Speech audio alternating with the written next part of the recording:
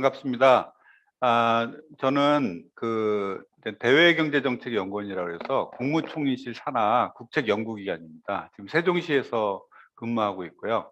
오늘 이분영 박사님께서 이렇게 좋은 기회를 주셔가지고 여러분들 이렇게 만나게 뵙게 돼서 정말 감사드립니다.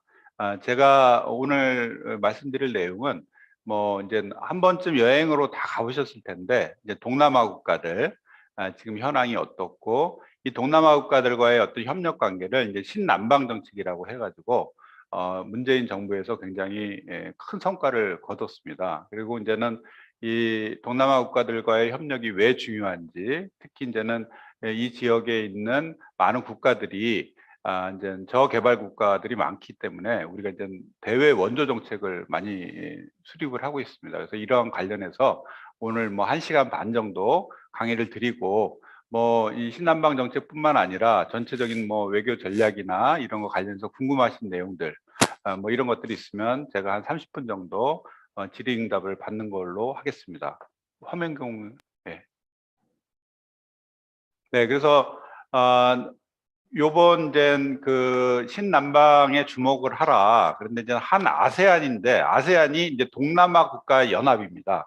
그래서 이 동남아 국가들을 이제 어떻게 우리가 협력 관계를 가져가야 될지 우리나라 원조 정책을 중심으로 하는데 이 원조 정책도 ODA라고 그래가지고 공적 개발 원조, 오피셜 디벨롭먼트 어시스턴트 해가지고 우리가 대외 원조, 뭐 해외 원조 많이 쓰지만 공식적으로는 공적 개발 원조입니다. 그래서 이런 걸 연관을 해서 제가 좀 더 좀 구체적으로 소개하는 걸로 하겠습니다. 네, 그래서 그 목차 내용을 보시면은 이제 우선은 이 아세안이 황금알을 낳는 시장이다. 그래서 이제 중국과 미국과의 관계 속에서 지금 굉장히 이 어떻게 뭐 어부지리를 얻고 있다고 할 수 있겠습니다. 그래서 이제 그 내용들을 좀 간단히 검토를 하고 그럼에도 불구하고 최근에 이제 코비드 이제 그 팬데믹으로 인해 가지고 이 동남아와의 어떤 그 협력 관계가 굉장히 좀 어려운 게 사실입니다. 그래서 이제 동남아 국가들의 지금 최근 처한 경제 현황들 이런 걸 보고 우리나라가 이제 방역이나 여러 가지 차원에서 이들 지역과 좀 이제 협력을 할 수 있는 그런 다양한 어떤 계기들을 한번 소개를 하는데 우리나라가 이제 선뜻 선진국이라고 할 수는 없고 지금 선진국 문턱에 와 있다. 그래서 이제 글로벌 선도 국가로서 이런 아세안과 동남아 국가들의 신남방 정책은 어떻게 추진돼야 될 것인지, 그래서 한국과 아세안 10개국들 이 동남아 국가들의 협력 현황이나 우리가 어떻게 그들 나라들을 지원하고 있는지를 간단히 살펴보겠습니다. 그래서 최근에는 이제는 코비드 이후에 신남방 정책 플러스 전략이라고 해서 다양한 협력 과제도 있어서 이런 부분들을 한번 정리해 보는 걸로 시작을 하겠습니다. 그래서 이제 지금 보시면은 여기 제일 하단 부분에 그 호주가 있고 그다음에 이제 이 위에 이제 국기들이 쭉 있습니다. 다 이제 생소한 국기이실 텐데 여기 중간에 이제는 별표 있는 국기가 이게 베트남입니다. 그래서 베트남이 긴 회랑 국가들이고 요즘에 이제 많이 여행도 가서 굉장히 친숙한 나라입니다. 그래서 이 동남아 국가들 중에 지금 베트남, 그다음에 필리핀이 있고 인도네시아가 있습니다. 이들 지역이 대략 한 인구가 한 6억 5천만 명 정도. 그래서 이제 6억 5천만 명이면 이거 뭐 별거 아니네. 근데 이게 착시 현상이 있는 게 인도나 중국이 거의 뭐 12억, 13억이거든요. 그 절반밖에 안 되는구나 이렇게 생각할 수 있지만 유럽 인구, 유럽의 러시아가 한 1억 4천만 명인데 이걸 빼면은 유럽 인구가 한 6억 명 정도. 잠깐만요.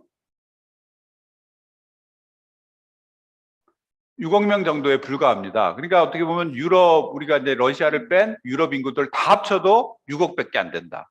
그다음에 이제 저쪽 중남미 지역이 있는데 중남미 지역의 멕시코서부터 저쪽 칠레, 페루까지 다 그 방대한 대륙을 다 합쳐도 6억이 안 됩니다. 그래서 이제 이 6억 5천만 명이 굉장히 중요한 시장이다. 이렇게 이제 말씀드릴 수 있겠고, 이제 우리나라 경제 사이즈로 보면 우리가 이제 5천만 명에 한 3만 불 정도 되면 한 1조 5천억 달러 정도 되는데 여기가 한 3조 달러가 되니까 우리나라 시장의 한 2배 정도다. 이렇게 이제 보여지고 이 인도네시아나 이런 해안권 같은 경우에는 이슬람입니다. 이슬람의 문화들이 있고, 발리 같은 경우에는 또 힌두고요. 발리도 많이 옛날에 가셨을 텐데, 그래서 이제는 이슬람 안에 있는 힌두. 그래서 이제 발리가 굉장히 유명한 한 거고요. 대륙권의 베트남, 태국, 인도네시아, 아니, 태국, 저기 라오스, 그다음에 미얀마, 이런 인도 차이나 국가라고 하는데, 태국을 포함해서 다 불교권입니다. 그다음에 이제 필리핀은 카톨릭을 믿고 있고요. 그래서 이제 종교적으로, 문화적으로 굉장히 다이나믹한 지역이죠. 그래서 이제 우리가 가장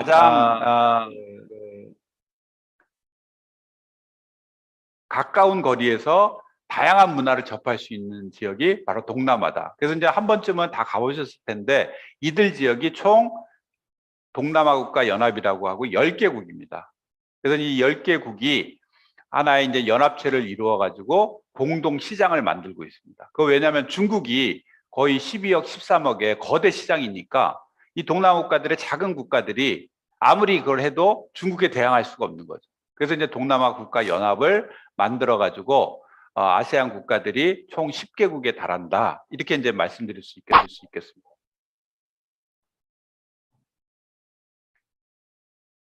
그래서 이제 이들 지역의 특징을 보면 아까 말씀드린 것처럼 총 인구는 한 6억 5천만 명 정도 되고요. 1인당 GDP를 보면 싱가포르, 브루나이, 말레이시아 같은 경우에는 거의 10,000불에서 6만 불 정도에 달합니다. 그런데 이제는 인도네시아, 필리핀, 베트남은 한 3,000불, 4,000불 정도 수준이고요. 그 다음에 이제 캄보디아, 라오스, 미얀마는 완전히 농업 국가입니다. 그래서 한 1,000불에서 2,000불 정도 사이. 그러니까 이제 이 10개국이 유럽처럼 거의 그 균등하게 사는 게 아니라 굉장히 격차가 크다. 특히 이제는 사회주의 국가를 했던 캄보디아, 라오스, 미얀마, 베트남 이런 나라들은 지금 한창 경제를 개발하는 나라들이고, 그다음에 싱가포르, 말레이시아, 태국은 어느 정도 공업 국가를 실현한. 그래서 이제 굉장히 이런 개발 격차가 크고 우리와의 어떤 협력 관계에 있어서도 이제 이런 맥락에서 볼 수 있겠습니다. 그래서 이들 아세안 국가들은 아세안 공동체를 실현하자. 그래서 이제 정치 안보 공동체, 경제 공동체, 사회 문화 공동체. 그래서 이제 유럽처럼 나가는 게 이제 문제인데, 이 개발 격차가 너무 심해서 쉽게 이렇게 통합을 하기는 굉장히 어렵습니다. 그래서 아세안 국가들 간의 커넥티비티를 좀 확대시키자. 이게 무슨 말이냐면, 뭐 혹시 경험하셨을지 모르겠지만 인도네시아에서 필리핀 가는 비행기가 없어요. 다 싱가포르나 태국을 거쳐서 필리핀을 갈 수 있지. 그다음에 이제 미얀마, 뭐 저쪽 라오스 이런 지역들 가면은 바로바로 항공편이 연결이 안 됩니다. 그래서 항공편도 잘 연결이 안 돼 있어요. 그러나 중국이 부상을 하니까 10개국이 같이 연합을 해서 동남아 국가 연합을 본격적으로 추진하고 있는데, 이러한 커넥티비티, 그래서 이제는 연결성이라고 해서 아세안 국가들 간의 인적인, 그다음에 물리적인, 그다음에 제도적인 통합을 하자. 그래서 이제 FTA도 체결하고 있고, 우리나라도 이들 아세안 국가들 전체랑 자유무역 협정을 체결을 해서 지금은 거의 무관세로 지금 다양한 협력을 추진하고 있습니다. 그래서 요약을 하자면 아세안 국가들의 시장 규모나 이런 것들이 상당히 뭐 중국이나 인도에 비해서는 인구 규모에서는 적지만 이게 무시할 수 없는 시장이고, 어떻게 보면 말레이시아와의 교역이 영국보다 더 많습니다. 근데 이제 우리나라는 영국하면 와 그러지만 말레이시아면 이렇게 실망하잖아요. 그러나 이들 각 지역들의 경제 규모가 이렇게 크고, 베트남 같은 경우에는요, 우리나라 전체 수출이나 투자에서 거의 4위입니다. 그러니까 거의 중국 다음이에요.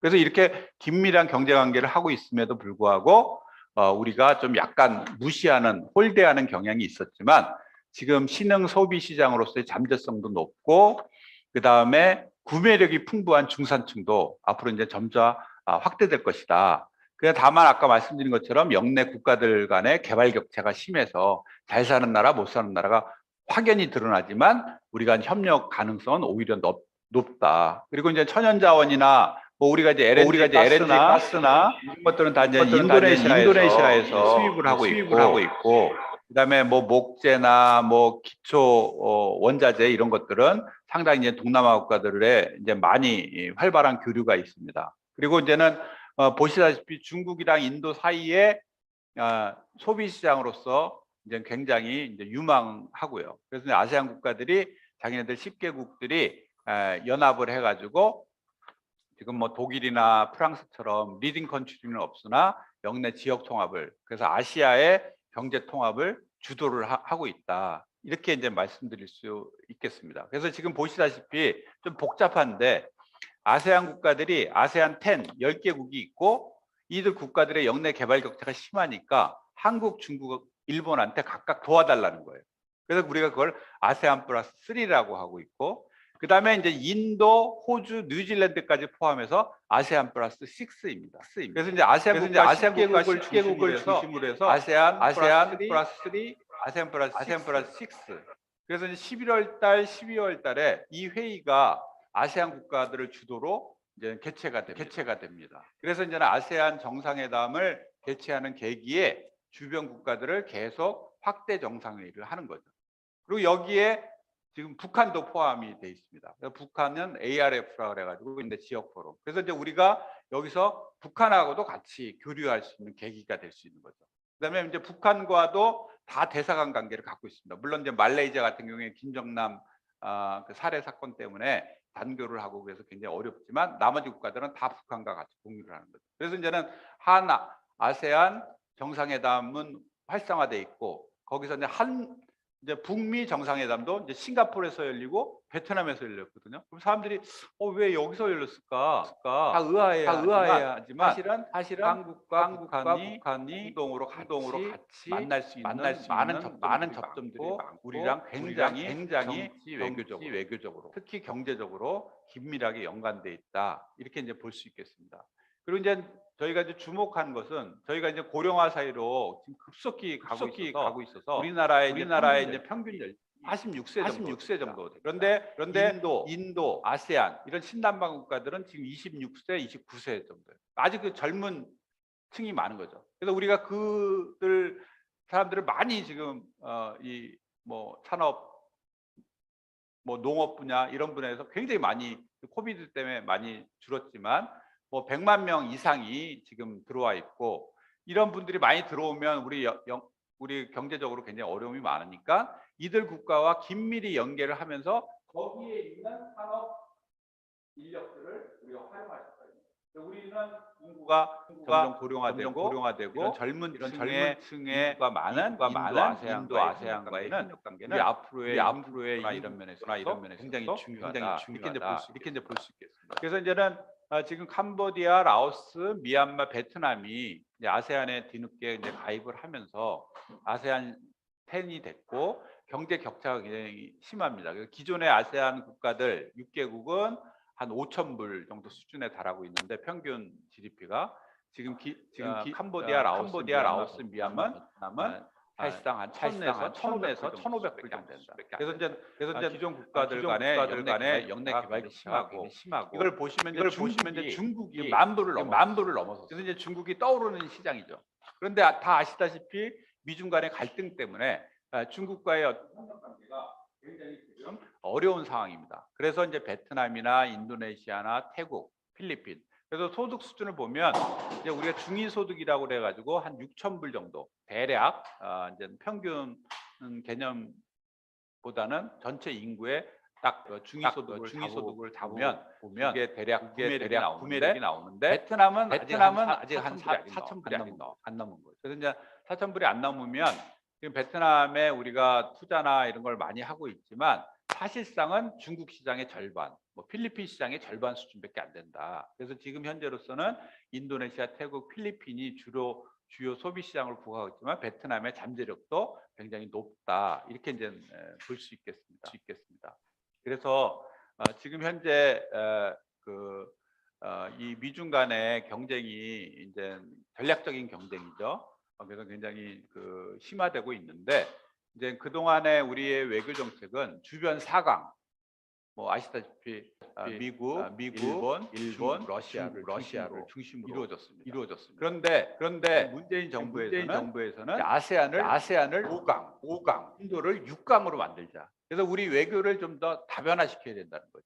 그게 지금 현재 이어서 말씀드리겠습니다. 그래서 그럼에도 불구하고 우리가 그동안은 경제적인 상호우정성이 동아시아 국가에서는 굉장히 긴밀했습니다. 그래서 일본 간의 갈등, 뭐 역사 문제 이런 거에도 불구하고 이제 우리가 90년대 이후 사회주의권이 이제 개혁 개방 정체로 이제 전환이 되면서 긴밀히 상호 의존성이 하면서 경제적인 이득을 많이 받는데 지금은 이제 그게 다른 거죠. 그래서 옛날에는 코스트 다운이 제일 중요했는데 지금은 비용이 올라가도 중국을 제외시키자. 이런 개념인 거죠. 그래서 이제 글로벌 공급망, 서플라이 체인도 다 바뀔 뿐만 아니라 이런 기본적인 이런 지경학적인, 지리 경제학적인 이득이 많았던 동아시아 국가에 있어서 이제는 지정학적인 일종의 진영 이론으로 빠져들어가고 있습니다. 그래서 우리나라의 실리 관계는 이 지정학적인 대립과 갈등을 최소화시키고 지경학적인 경제학적인 측면에서 비용이 가장 낮은 중국이나 동남아나 미래의 시장이 인도를 연결해서 우리가 경쟁력을 확보하는 것이 우리의 외교 전략인데 이게 지금 굉장히 어려운 거죠. 그래서 그동안에 미중 간의 패권 갈등이 누적이 되면서 G2 리스크, 미국과 중국 간의 갈등으로 인해서 이게 굉장히 커졌고, 그다음에 이제 차이나 리스크, 차이나가 뭐 이제 사드 베트남 이런 안보적인 문제에 대해서 직접적인 거라고. 일본마저도 이제 수출 규제를 하고 있는 겁니다. 전략 물자에 대해서. 그래서 이제 이러한 걸 보면 기존 4강 간의 어떤 외교 관계들은 상당히 지금 우리 경제를 불안정하게 만드는 요인으로 오히려 작용을 하고 있다. 그래서 좀 외교 지평을 확대하고 이 아세안이랑 인도와 같은 신흥 시장과 외교 관계를 좀 더 확대시키고 수출 정책, 교육 정책도 좀 다변화시키게 되겠다. 이것이 바로 신남방 정책의 가장 핵심적인 요인이라고 볼 수 있겠습니다.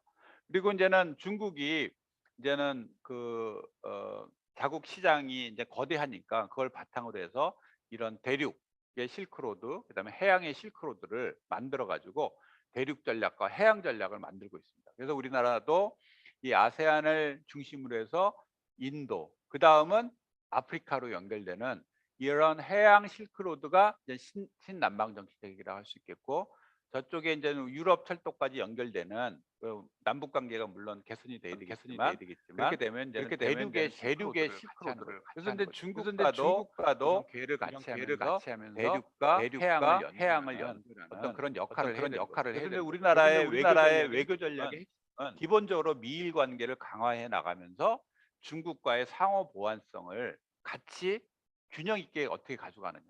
그래서 이게 양 날개라고 할 수 있겠습니다. 이 양 날개인데 이 두 개의 축을 기존의 4강 중심의 외교 노선이었다면 이제는 좀 더 이걸 다면화해서 해양 전략으로서 아세안, 인도, 아프리카까지 연결하는 그런 전략. 그다음에 이제 대륙을 통해서 남북 관계가 개선이 되면은 신북방 정책, 그래서 신남방 정책 이렇게 해가지고 우리가 좀 다양한 외교 정책을 추진하는 것이 문재인 정부에 있어서 신남방 정책, 신북방 정책. 그래서 이제 많은 분들이 이게 알뜻도 하면서 좀 애매하다 이렇게 생각할 수 있는데 한마디로 이제 대륙과 해양을 연결하는 이런 교량 국가로서 우리가 역할을 해야 된다.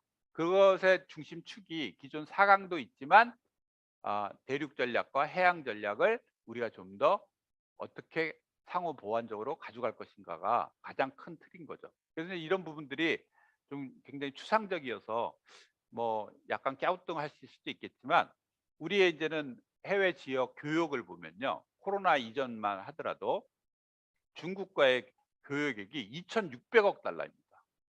그다음에 이제 신남방 국가가 2위예요. 1,800억 달러예요. 그중에 아세안이 1,600억 달러. 미국은 어디 갔지? 미국은 4위 정도밖에 안 돼요. 그다음에 EU는 어디 갔지? EU는 5위입니다. 일본도 없네. 일본이 거의 제일 마지막이에요. 그래서 우리가 사실상 인식하던 인식하지 않던 간에 우리에 있어서 경제 파트너로서 굉장히 중요한 게 중국이 당연히 1위고 그다음이 아세안 국가, 인도까지 포함하면 한 1,800억. 그래서 미국 시장보다 훨씬 더 큰 시장이 돼 버렸다. 그런데 이제 미중 간의 갈등이 있고 우리가 이제는 4강 외교만 하다 보면 저 아세안이랑 신남방 국가들이 벌써 2위 수준에 올라와 있는 거예요. 그래서 이런 관계들을 경제 관계를 좀 더 활성화시키기 위해서 우리가 신남방 정책을 통해서 좀 이들 지역과의 협력 관계를 어떻게 개선할 것인가. 그래서 이제는 쭉 보시면 아까 제가 초반에 황금알을 낳는 시장이라고 그랬는데 실제로 황금알을 낳는 시장입니다. 그래서 지금 현재 보면은 이 아세안과의 관계가 거의 한 400억 달러 흑자를 내고 있고요. 그중에 절반이 지금 절반 이상이 베트남과 흑자입니다. 그래서 황금알을 낳는 시장입니다. 그래서 이제 뭐 미국 시장 같은 경우에도 우리가 흑자를 내고 있지만 한 200억 달러밖에 안 되거든요. 근데 아세안 시장 다 합치면은 거의 400억 달러에서 500억 달러. 지금 최근에는 한 400억 달러 흑자 내고 그 절반이 베트남에서 나와요. 그래서 이제 베트남이 왜 중요하냐? 이제 베트남을 보시면 저렇게 긴 회랑 국가입니다. 뭐 호치민, 하노이 많이 가보셨을 것 같아요. 하롱베이나 호치민 이제 많이 가는데 이들 지역이 딱 이 동남아의 중심입니다. 그렇죠? 그다음에 이제 인도네시아가 있고 아까 말씀드린 캄보디아, 라오스는 바다가 없습니다. 그래서 내륙 국가 랜드락 컨트리예요. 그래서 여기에는 투자하기가 굉장히 어렵습니다. 그러나 여기 비엔티엔이나 루앙프라방 뭐 꽃보다 청춘인가요? 뭐 이런 걸로 얼마나 많이 가고 있어요. 그렇죠? 지금 저는 개인적으로 라오스를 굉장히 좋아하는데 여기는 인구가 한 600만 밖에 안 되고 산악 지역이에요. 그래서 혹시라도 나중에 라오스를 가시면 베트남 하노이에서 라오스로 들어가는 직항편이 있습니다. 라오스까지 바로 가는 비행기는 없고요. 하노이에서 잠시 기착을 했다가 한 두세 시간 있다가 라오스로 들어갑니다. 그러면 이제 루앙프라방으로 갈 수 있어요. 루앙프라방이 너무 아름다운 도시예요. 그래서 이제 걸어서 쭉 그 마을 볼 수 있고 거기에 이제 메콩강이 흐르는데 이 메콩강 변에서 우리 한국 카페들도 굉장히 많이 있고 이제 서양 유럽 사람들은 여기 동남아 지역을 한 달 정도 여행합니다. 그럼 어떻게 가냐? 베트남에 들어와서 아니 맨 처음에 이제 태국으로 들어옵니다. 태국 들어왔다가 캄보디아 갔다가 라오스 갔다가 베트남 하노이로 가서 베트남을 쭉 해서 호치민으로 나옵니다. 한 달 동안 여행을 해요. 그래서 이제 가성비도 굉장히 좋고 굉장히 친숙하고 우리하고도 그래서 이제 라오스에 가보면 저는 이제 적극적으로 추천을 드리는데 곧 이제 코로나 내년이나 내후년 자유롭게 여행이 되면 이 동남아 지역에 라오스를 가봐야 돼요. 그 다음이 미얀마가 좋습니다. 미얀마는 불교 국가예요. 가시면 미얀마에 있는 그 비용이나 이런 것도 너무 쌉니다. 우리나라 가격의 10분의 1이에요.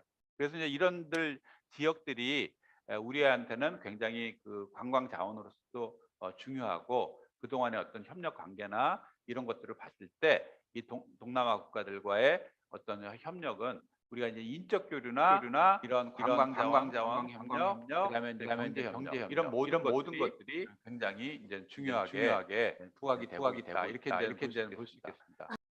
지역이 저렇게 보시다시피 중국에 바로 인접돼 있어요. 그래서 이제는 중국이 베트남에 한 아까 말씀하신 것처럼 10,000불이 넘었고 이제 베트남은 한 3,000불 정도 수준으로 보시면 됩니다. 그러니까 3배가 임금이 차이가 나는 거예요, 지금.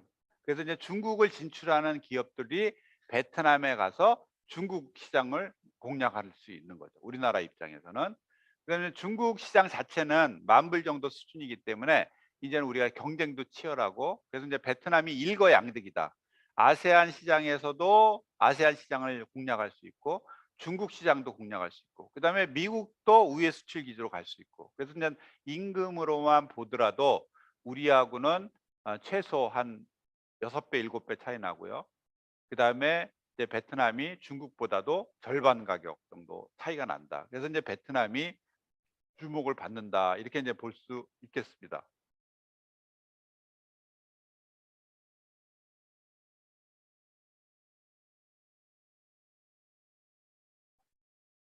네.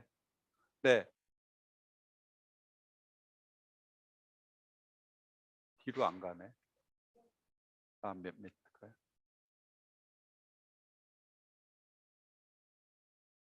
그래서 이제 우리가 산업 발전 단계를 보시면 이제는 이 캄보디아, 라오스, 미얀마는 초기 모노컬처라 그래서 초기 농업 사회예요. 농업 국가죠. 그다음 이제 베트남이 이제 전기 전자 부품 산업 이런 것들을 지금 한참 하고 있는 거고 그다음에 태국, 말레이시아가 뭐 일본의 도요다나 뭐 여러 가지 전자 부품 회사가 들어와 있는 거죠. 그래서 이제는 베트남에 지금 우리가 집중적으로 진출을 하는데 캄보디아, 라오스, 미얀마가 뒤를 쫓아오는 거죠. 근데 이제는 이러한 기술력이나 우리나라의 투자들이 이제 체계적으로 이제 연결이 돼서 이들 지역이 굉장히 성장 동력으로 하고 있지만 과연 한국이나 대만 수준까지 쫓아오겠느냐? 순차적으로 발전할 수 있겠느냐? 그래서 유리천장이 있는 건 아니냐? 그래서 이제는 아세안 국가들이 지금 사실상 농업 국가들이고 우리나라랑 임금도 10배 정도 차이가 나고 뭐 여러 가지 어려움이 있지만 지금 현재로서는 새로운 기술력 있는 사업들을 이제 추진하는데 굉장히 관심이 많습니다. 그래서 뭐 베트남이랑 뭐 미얀마, 캄보디아, 라오스 이렇게 거의 저개발 국가들이 무슨 이런 신기술에 관심이 있느냐? 왜냐? 이 모든 요인은 중국이기 때문입니다. 그래서 중국이 우리가 과거에 생각하던 중국이 아니에요. 중국이 우리가 100을 투자하면 내수 시장이 한 40% 정도 내수 시장을 위해서 하는 거고요. 그다음에 옛날에는 대부분이 우회 수출기지. 이제 지금 베트남처럼 임금이 싸니까 중국에서 조립 가공해 가지고 미국 시장이나 유럽 시장을 가는 진출 기지였거든요. 근데 지금 완전히 컨셉이 바뀌었습니다. 중국은 뭐냐? 부품 생산 공장이에요. 그래서 이 코로나 때문에 현대, 기아 자동차들 부품이 안 들어오니까 우리가 이거 자동차도 만들기 어려운 상황이었잖아요. 그것처럼 지금 100을 중국에 투자하면 거의 40~50%는 내수 시장이지만 나머지 한 40%는 부품 생산 공장입니다. 그래서 이런 부품 생산 공장을 가장 값싸게 제공하는 게 중국입니다. 그래서 지금 미국하고 중국하고도 막 싸우고 있지만 뭐 이런 갤럭시서부터 우리 핸드폰 모든 걸 전부 다 중국에서 만들고 그다음에 우리 자동차 부품도 다 중국에서 만드는 거기가 제일 가격이 쌉니다. 그래서 이제는 미국의 제조업체들도 미중 간의 갈등에도 불구하고 중국에서 나올 수가 없는 거예요. 그래서 하이테크 산업들을 지금 굉장히 전략적 경쟁 때문에 막 견제하고 싸우고 있지만 사실은 중국이 가장 싼 부품 생산 공장이 돼 버렸다. 그러면 이제 이 말이 시사하는 건 뭐냐면 그러면 태국이나 말레이시아 이런 선발 아세안 국가들도 이제 할 수 있는 일이 없는 겁니다. 중국이 훨씬 싸니까. 임금은 더 비싸지 중국이 훨씬 더 값싸게 이걸 제공하니까. 그래서 이제 그런 맥락에서 아세안 국가들이 베트남이나 이런 나라뿐만 아니라 말레이시아, 태국, 싱가포르, 인도네시아 전부 다 스마트 네이션, 타일랜드 4.0 뭐 이렇게 해 가지고 굉장히 혁신 정책 이런 것들을 많이 요구를 하고 있어요. 왜냐? 이게 안 되면 기술력이 확보가 안 되면 중국한테 다 밀려 버리니까. 그렇죠? 그래서 이제 이러한 협력 파트너로서 한국이 지금 부상을 하고 있는 겁니다.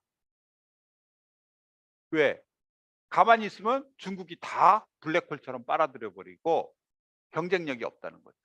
그래서 베트남처럼 중국보다 임금이 싼 나라 아니면은 더 이상 버틸 수가 없는 그런 상황에 직면하고 있다. 이렇게 볼 수 있겠습니다. 그래서 우리나라가 지금 기업하기도 어렵다. 뭐 여러 가지 뭐 제도적인 장벽도 많다 하지만 블룸버그나 다른 나라에서 이렇게 보면은 우리나라가 혁신 1위 국가입니다. 2019년도부터 2000년, 2001년 올해까지 1위예요. 그래서 실제로 월드뱅크나 이런 데서 기업 환경 평가를 하면 뉴질랜드, 싱가포르, 덴마크, 홍콩은 이제 중국으로 편입이 돼 버렸으니까 우리가 사실상 4위입니다. 그러니까 아세안 국가들이 이제 중국이 계속 이제 블랙홀처럼 빨아들여 버리니까 그러면 이걸 대안으로 협력할 수 있는 나라가 어디냐? 한국인 거죠. 한국의 IT나 한국의 여러 가지 중소기업 진출. 그래서 아세안 시장이 한국의 협력을 절실하게 원하고 있습니다. 그래서 그런 맥락에서 아세안 국가들과의 어떤 협력 발판은 굉장히 높다. 이렇게 이제 볼 수가 있겠습니다. 그런데 이렇게 좋은 관계였고 서로의 필요에 의해서 협력 관계를 모색을 했는데 갑자기 이제 코로나19가 확산이 되면서 이제 국경이 봉쇄가 되고 굉장히 어려움이 된 거죠. 그래서 지금 현재 보면 인도네시아가 2억 4천만 명, 6천만 명 정도 되는데 거의 400만 명이 지금 확진자가 나왔고요. 베트남만 하더라도 지금 거의 90만 명. 그래서 지금 베트남이 코로나 청정 지역에 있습니다. 완전 경제 봉쇄를 했어요. 우리처럼 뭐 그냥 대충 뭐 거리 두기가 아니라 경기도에 한 명이 생겼다. 그럼 경기도를 완전히 봉쇄를 시키는 그런 정책을 써 가지고 굉장히 했는데 이게 이제 델타 바이러스가 나오면서 지금 거의 4,800 명, 오늘 통계로는 한 5,500명 정도가 났습니다. 여기가 베트남이 지금 인구가 9천만 명 정도 되거든요. 굉장히 많이 지금 확대가 되고 있는 거죠. 그래서 이런 지역들의 이제 국경 봉쇄, 지역 봉쇄, 그러니까 우리나라 투자한 나라들이나 투자한 기업들이나 이런 데 굉장히 어려움이 많은 거예요. 그래서 이제 아세안 국가들이 이런 방역과 관련해서 굉장히 지금 어려움에 처해 있다. 그리고 이제 코로나가 확산이 되면서 아까 말씀드린 것처럼 코로나 이전에는 코스트 다운, 누가 어떤 나라가 가장 값싸게 물건을 제공하느냐 이게 경쟁력이었는데 인제는 글로벌 이런 공급망 장치가 무너지고 미중 간의 갈등, 가격이 비싸도 중국하고 하면 안 돼. 이런데 중국이 가장 싼데 대안이 없잖아요. 그 대안이 바로 아세안이고 인도다. 그래서 인제 어부지리 효과도 있는 거고. 그다음에 인제 하이텍 산업을 계속 육성하지 않으면 중국한테 계속 물리니까 한국과의 협력을 강화시키는데 지금 그동안은 어떻게 하면 개방을 해서 이걸 협력 관계를 더 활성화시키느냐가 관건이었지만 이제 빅 거버먼트가 돼서 이제 안전을 담보해야 되고 방역에 더 우선이 되는 거죠. 그다음에 이제 ESG라고 해서 환경이나 보건. 그다음에 인제는 이 소비 시장도 바뀌어 가지고 Z세대, 그러니까 인제 다 지금 언택트로 비대면으로 강의를 하고 비대면으로 소비하고 그래서 인제 완전히 소비 구조도 바뀐 거죠. 그래서 이러한 측면에서 보면은 아세안 시장이 우리가 더 좋을 수 없을 정도로 이제 중국에 이어서 넥스트 차이나로 부상을 하다가 이제 코로나19로 이제 봉쇄 조치에 직면하면서 항공 여객 수요도 감소하고 그다음에 관광 서비스 산업도 다 위축이 되고 글로벌 공급망도 붕괴가 되고 그러니까 실업률도 높아지고 소득이 감소되고 빈곤이 증가되는 그다음에 인제 뭐 보건 의료 시설은 말할 것도 없고 교육 뭐 여러 가지 문제에서 이제 제기가 되는 거죠. 그래서 이제 그 보건 분야에서 우리가 협력을 중심으로 해서 지금 다양한 사업들을 하고 있는데 어느 정도 어려웠냐? 우리가 지금 쭉 보면 IMF 시대부터 쭉 보면 마이너스 성장을 한 게 우리가 IMF 때 마이너스 5%를 성장했고요. 처음으로 그동안 사스나 글로벌 금융 위기나 뭐 미국발 뭐 경제 위기, 메르스 뭐 이런 거 했는데 처음으로 요번에 코로나 때문에 마이너스 1%를 기록을 했고 우리는 이게 선방을 한 거죠. 뭐 방역이 경제다 해 가지고 굉장히 선방을 했는데 다른 나라들 특히 독일이나 이태리 이런 데는 거의 마이너스 7% 9% 이거보다 선방을 했지만 선진국이 이렇게 큰 타격을 받은 거죠. 근데 선진국뿐만 아니라 개도국도 인젠 이에 따라서 같이 인제는 영향을 받는데 그 핵심 요인은 뭐냐면 이제 교육이 중단되니까 교육이 거의 뭐 어 15% 에서 30% 정도 급속히 떨어지니까 경제가 당연히 인제 어려워지는 그런 구조를 갖게 됩니다. 다행스럽게도 인제는 백신 때문에 인제는 우리나라는 상당히 인제는 위드 코로나로 전환을 했지만 동남아는 아직도 백신 접종률이 한 20% 에서 30% 밖에 안 됩니다. 뭐 싱가포르 같은 경우에 80% 수준까지 육박을 했지만 그래도 지금 한 거의 거기 500만 명, 600만 명 정도 되는데 매일 한 5천 명 정도 발생을 하고 있습니다. 뭐 우리나라 한 10배 정도가 발생하고 있는 거죠. 그래서 지금 동남아 국가들이 전반적으로 어렵다. 그럼에도 불구하고 경제를 이제 서서히 풀면서 이제 작년 대비 이제 올해 경제 성장률은 적어도 한 4-5% 아세안 국가들은 한 5.5% 정도 성장하지 않겠느냐 했는데 지금 코로나 확산세가 수그러들지 않기 때문에 굉장히 어려운 측면이 있다. 그래서 이제 우리가 코로나19 로 인해서 경제 교류가 중단되고 경제적 어려움이 있지만 이걸 위기를 기회로 삼자. 그래서 이제 우리가 글로벌 선도 국가로서 이제 한국의 어떤 방역 체제나 그다음에 여러 가지 이제 백신 이런 것들을 갖다가 좀 더 협력 관계를 강화시키면 우리가 글로벌 협력 선도 국가, 뭐 선진국이라고 자신할 수는 없지만 우리가 글로벌에서 글로벌하게 선도 국가로서 이제 다른 나라들의 지원을 해 주고 협력 관계를 좀 더 돈독히 할 수 있지 않겠느냐. 그래서 이제 우리 한국이 OECD 회원국 중에서 단연 1 등이었습니다. 지금도 백신을 늦게 맞았지만 10월 말 현재로 하면은 거의 75% 수준이어서 전 세계에서 지금 탑이고 뭐 영국이 한 68% 밖에 안 되거든요. 그거보다 훨씬 넘어섰고 미국보다도 일본보다도 좀 넘어선 상태입니다. 그래서 인제 이스라엘이랑 싱가포르 외에는 우리가 가장 선도적으로 지금 하고 있어서 이러한 틀을 통해서 좀 더 글로벌한 협력 관계를 강화시켜 갈 수 있지 않겠느냐. 그러면 이제 그걸 위해서 어떻게 해야 되냐. 우리나라가 이제 뭐 잘 아시겠지만 우리가 인제는 개도국으로서 많은 원조를 받았거든요. 그동안 한 200~300억 달러를 월드뱅크나 미국이나 서방 국가로 받아 가지고 우리가 그야말로 100 불도 안 되는데 지금 3만 불 채로 들어왔습니다. 네, 그래서 인제 이걸 갖다가 인제 우리가 이제 공여국으로서 원조를 이제 시작을 했습니다. 그래서 원조가 이전부터 많이 해 왔지만 본격적으로 시작된 게 한 2000 년대 들어와 가지고 하면서 지금 현재는 한 4조 원 정도 규모다. 올해 예산이. 4조 원을 넘어섰습니다. 그러면 이건 한 40억 달러 정도 되는 거거든요.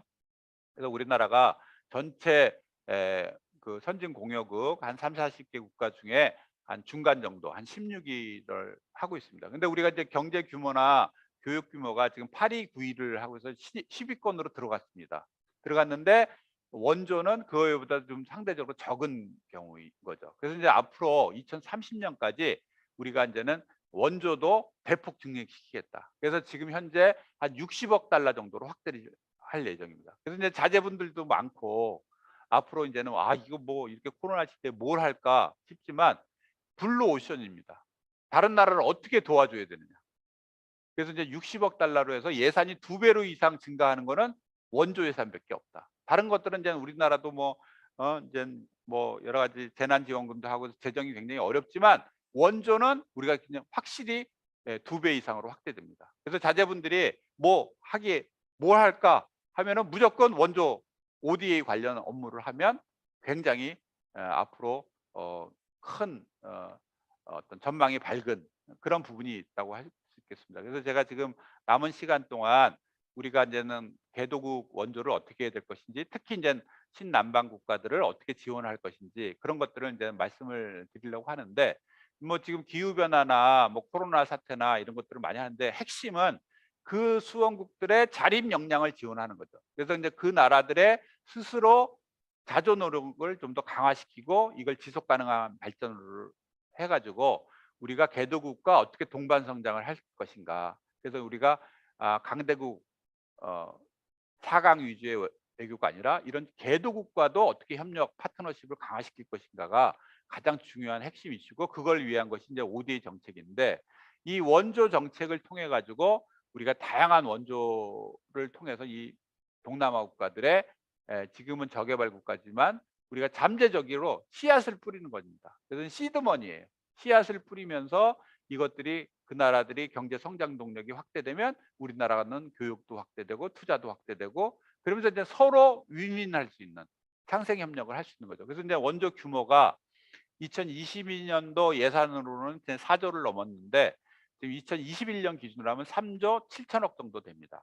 그래서 이제 우리가 그동안 한 6% 7% 정도 예산을 꾸준히 증가시켜 왔고요. 2030년까지 2배로 지금 확대시킬 예정입니다. 그래서 아시아 지역에 이제 아세안이 아시아 지역의 대부분인데 한 40%를 지원하고 있고 아프리카에 한 18% 정도를 지원하고 있습니다. 그래서 이제는 이런 교통, 보건, 교육 그래서 이제 코로나 이후에 이런 보건 수요를 좀 더 확대를 해서 우리가 좀 더 선도 국가로서 이제 협력을 강화시키는 그래서 이제 만약에 베트남 정부가 우리 한국 대사관에 이제 원조를 이렇게 요청합니다. 뭐 방역 장비나 백신을 이제 요청을 하면 이제 무상으로 하면 외교부, 그다음에 이거 뭐 병원을 져준다거나 하면 이제 기재부에서 차관 사업을 합니다. 그리고 이거를 조정하는 게 국제개발협력위원회라고 해서 총리실에서 이걸 전체적으로 조정을 하면 이게 이제 기재부 예산실을 통해 가지고 지금 국회에 상정된 예산이 4조를 넘어섰다. 이렇게 이제 볼 수 있겠습니다. 그래서 우리가 이제 개도국이 지금 한 150여 개 국가가 되는데 그 나라들을 다 지원해 주기가 굉장히 어려운 거죠. 금액이 적어서. 그래서 우리가 150여 개국 중에 셀렉트를 해서 선택과 집중을 해 가지고 아시아 지역의 12개 국가, 아프리카의 7개 국가 이렇게 해서 총 27개국을 선정했습니다. 그래서 중저협력 국가가 원조를 어느 나라에 많이 넣냐 하는데 지금 말씀드린 것처럼 베트남에 우리가 매년 흑자가 200억 달러 이상이니까 베트남에 가장 많이 지원하고 있고 그다음에 인도네시아, 캄보디아, 필리핀, 라오스. 그래서 이 아세안 국가들의 대부분 나라들이 원조를 통해 가지고 우리가 협력 관계를 강화시키고 있다. 지금 현재는 보건 협력을 중심으로 하고 있고요.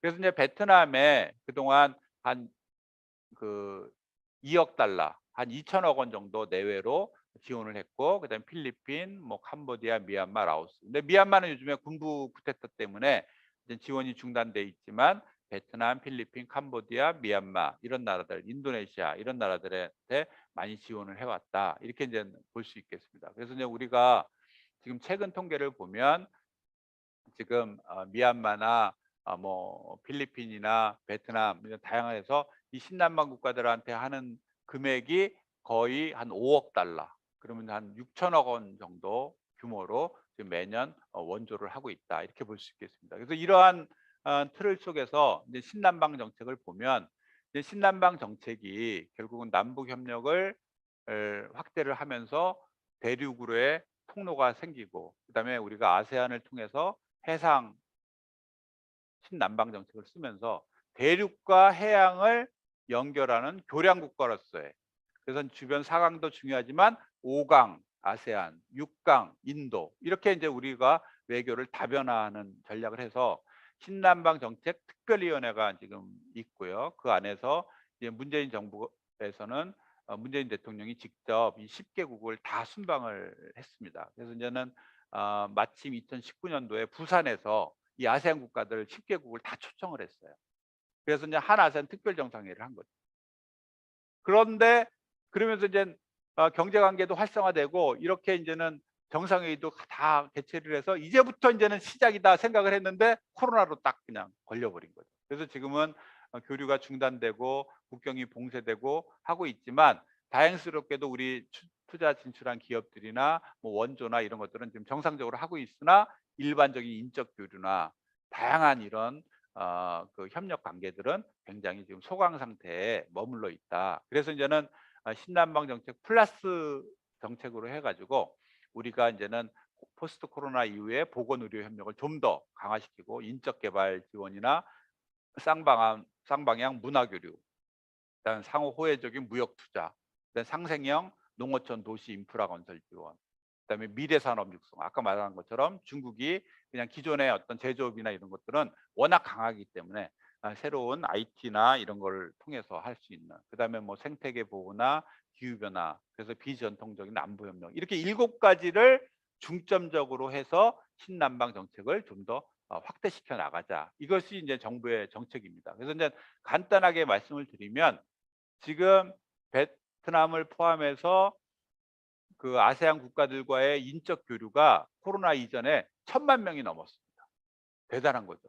그래서 이제 1,000만 명이 넘었고, 유학생도 거의 한 5배가 증대가 돼서 지금 아세안에서 유학생들이 거의 3만 명 정도가 매년 들어오다가 지금은 인제는 소강 상태를 보이고 있지만, 이런 인적 교류도 굉장히 확대가 됐고, 교육액은 아까 말씀드린 것처럼 중국에 이어서 두 번째, 그래서 1,700억 달러 정도 기록을 하고 있고요. 그다음에 뭐 건설 수주액이랄지 투자나 이런 것들이 굉장히 확대가 된 거죠. 그래서 이러한 걸 발판으로 2019년 11월 달에 부산에서 아세안 10개국 정상들과의 협력을 다지고 협력 선언을 했는데, 이게 지금 굉장히 어려운 상황이다. 이렇게 이제 볼 수 있겠습니다. 그래서 이제 좀 더 한국과 아세안 간의 어떤 협력 관계들을 좀 다져 나가야 되는 그런 상황인데, 지금 미중 간의 갈등은 물론이고 코로나 사태랑 같이 맞물리면서 지금 당장 어떤 협력 관계가 큰 변화를 겪고 있지 않지만, 우리가 좀 더 중장기적인 관점에서 그냥 뭐 수출이나 좀 하고 이런 게 아니라 아까 말씀드린 것처럼 씨앗을 뿌리는 거죠. 그래서 그 씨앗을 이제 보건 협력이나 다양한 경제 협력이나 다양한 그 나라의 어떤 협력 기반을 확대시킬 수 있는 방향들을 찾아 나가는 것이 좀 더 중요하지 않겠느냐, 그렇게 이제 보여지고, 우리나라 원조 사업들을 여기에 좀 더 중장기적인 관점에서 상호 협력 관계를 가질 수 있도록. 그래서 이제 예를 들면 보건 의료 분야는 우리가 이제는 그 나라 보건 의료 체계를 개선시킬 수 있는 다양한 이제 제도 조사나 이런 걸 하고, 그다음에 병원 인력을 투입을 해서 이제 이런 병원 인력을 양성시키고 그다음에 새로운 의료기기나 관리 운영 체제를 하고 이걸 또 유지 보수를 하고 그래서 이제 병원 건립을 통해서 그냥 우리가 그 지역에 단순하게 그냥 병원 하나 져 주는 것이 아니라 이러한 다양한 병원 하나 건립하는데도 다양한 협력 관계를 유지를 하는 그런 어떤 형태들이 굉장히 중요하다. 그다음에 이제 뭐 교통 인프라 같은 경우에도 우리가 이제 스마트 도시 건설이라고 하는데 이제 베트남에 이제 다낭이라는 도시가 있습니다. 우리가 이제 다낭을 굉장히 많이 갔거든요. 거기 리조트도 많고 그래서. 그럼 이제 이 다낭을 친환경 도시로 만들고 거기에 인제는 BRT 시스템 우리처럼 이런 거 다 만들어 주고 그다음에 거기 의료 폐기물 처리 시설 같은 것도 만들어 주고 이런 사업들을 많이 하고 우리가 거기에 이제 병원도 굉장히 큰 병원을 여러 개 졌습니다. 그래서 우리 국민들이 갔을 때 좀 더 우리 그 한국의 기술이나 이런 다양한 걸 통해 가지고 다양한 협력 사업들을 지금 추진을 하고 이런 부분들을 이제 고속도로도 만들어서 옛날에 이제 하롱베이를 갈 때 하노이에서 제가 인제는 그 수교 조사단으로 베트남을 처음 갔거든요. 92 년도에. 92 년도에 갔는데 하롱베이를 가는데 3일 걸렸어요. 하이퐁에서 하룻밤 자고 하이퐁에서 또 바지선 타고선 강을 몇 개 건너서 하롱베이 들어가는데 2박 3 일을 해 가지고 갔는데 지금은 아침에서 호텔 조식 9 시에 딱 하면 하롱베이에 2 시간 만에 떨어집니다. 거기에 우리나라가 고속도로를 져 줬어요. 그 고속도로가 한 1억 불 정도 되는데 베트남의 최초의 고속도로라고 할 수 있겠습니다. 그래서 그 우리나라 고속도로 시스템을 다 탑재를 해 가지고 지금 하롱베이까지 2 시간이면 갑니다. 옛날에는 이틀 걸리던 것들이. 그래서 이러한 사업들이 우리가 인제는 원조 사업을 통해서 이제 베트남을 인제 지원해 줄 수 있는 그런 틀인 거죠. 그래서 이제 정리를 하면 이제 우리가 이제 신남방 정책이라는 어떤 그런 틀 속에서 본다면 그 외교 지평을 어떻게 이제 확대해 나갈 것이냐 이것이 굉장히 중요한 것이다. 그래서 이제 주변 4강 강대국에 의존했던 외교 관계를 좀 더 아시아 신흥 지역, 이제 멀리는 아프리카까지도 확대할 수 있는 그래서 아세안과 인도를 좀 더 우리의 5강, 6강 수준까지 협력 관계를 하고 그다음에 이제 중요한 거는 미중 국가들은 패권 국가들이거든요. 그래서 우리한테 선택을 강요합니다. 뭐 중국 편에 쓸래? 미국 편에 살래? 그래서 이런 진영 외교에 빠지면 안 된다는 거죠. 그래서 우리는 우리의 실리, 이해관계에 따라 중국과도 협력할 수 있고 미국과도 협력할 수 있는 거죠. 그래서 이제 그런 균형 있는 외교가 굉장히 중요하다. 그래서 이제는 우리가 좀 더 이런 중견국으로서 균형 있는 외교를 하는. 근데 이것이 아세안도 똑같은 입장입니다. 그러니까 전 세계 어느 나라도 미국과 중국 외에는 모두 다 유럽마저도 '아 이거 어떻게 하면 되나?' 선택의 기로에 빠지지 않는 게 지금 최선의 전략인 거죠. 그래서 인제는 우리가 중국과도 협력을 할 수 있고 미국과도 협력할 수 있도록. 그래서 우리의 자율성을 높여야 되거든요. 그래서 이제 그런 맥락에서 봤을 때 우리가 좀 더 아세안과도 이 처지가 마찬가지다. 그래서 아세안 국가들도 가만히 생각해 보면 중국이 기회인데 이걸 갖다가 다 포기할 수가 없는 거거든요. 그래서 아세안도 미중 간에 선택을 하지 않겠다. 우리는 균형 있는 외교를 하겠다. 아세안의 실리 외교에 입각해서 균형 있는 외교를 하겠다. 어느 나라도 배제하는 외교는 하지 않겠다. 이게 이제 포용적인 균형 외교 전략이라고 할 수 있겠습니다. 그래서 아세안도 이미 선언을 했고 이제 우리도 이제 그런 맥락에서 이제 미중 간의 갈등 속에 우리가 이제는 선택을 강요받지만 좀 더 자율적이고 균형 있는 외교를 전략을 하는 거죠. 그래서 인제 아세안과 전략적 파트너십을 구축을 해서 중국도 미국도 우리가 다 포용을 하면서 협력 관계를 가져갈 수 있는. 그래서 많은 분들이 "아 이게 가능한 일이냐."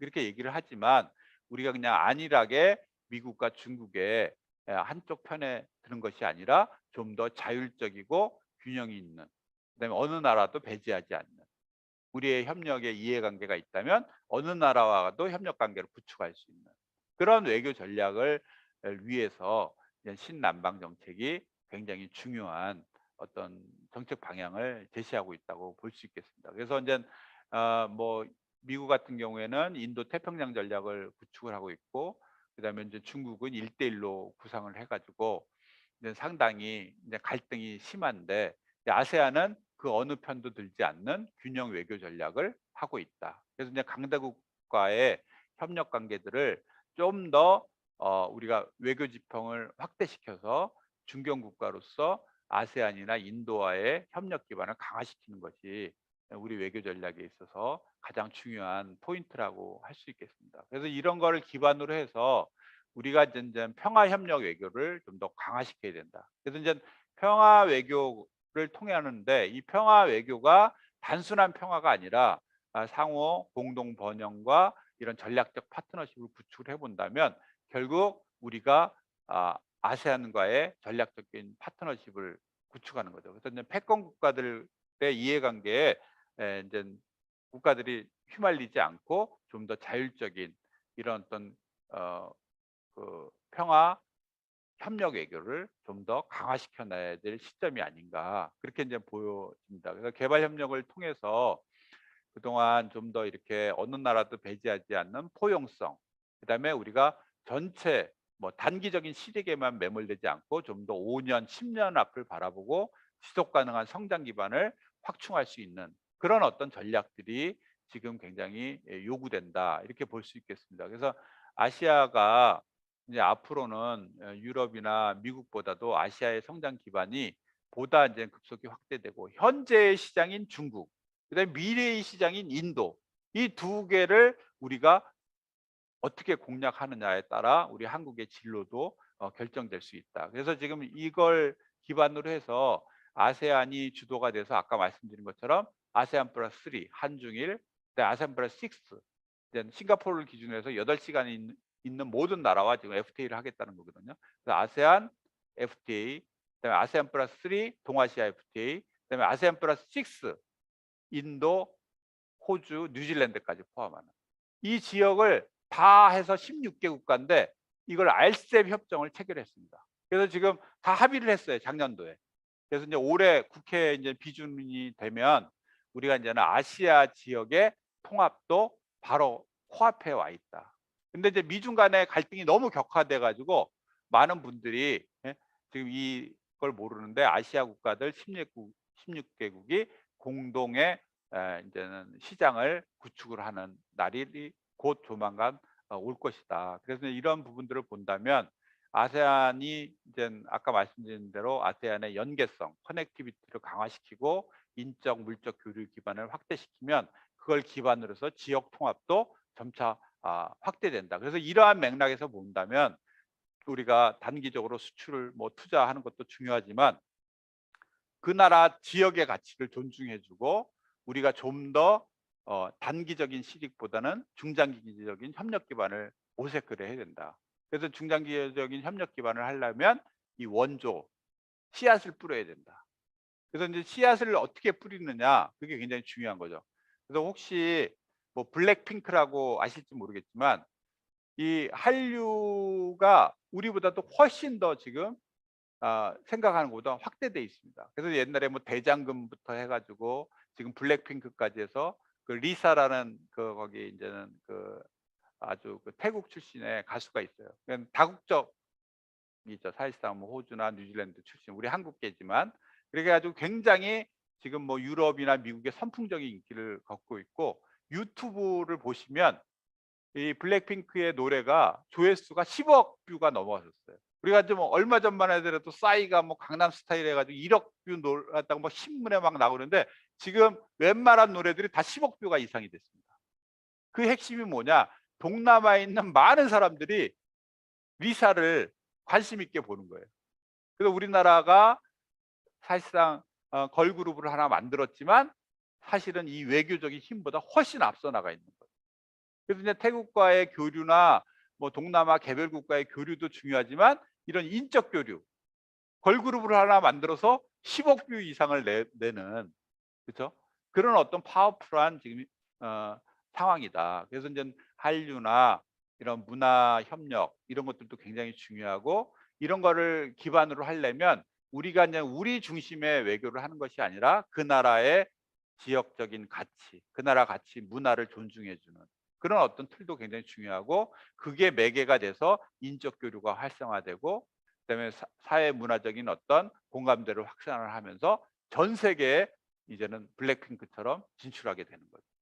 그래서 이제 이런 부분들이 우리 동남아와의 협력 기반을 통해서 그동안은 경제 외교에 너무 머물렀는데 이제는 인적 교류나 문화 교류, 사회 문화까지 확대가 되면서 우리가 상당히 협력 관계를 많이 이제 그 접점을 많이 찾을 수 있는 거죠. 그래서 그런 가능성들을 많이 보고 있고 동남아에 있는 많은 그 뭐랄까 X세대라고 할 수 있죠.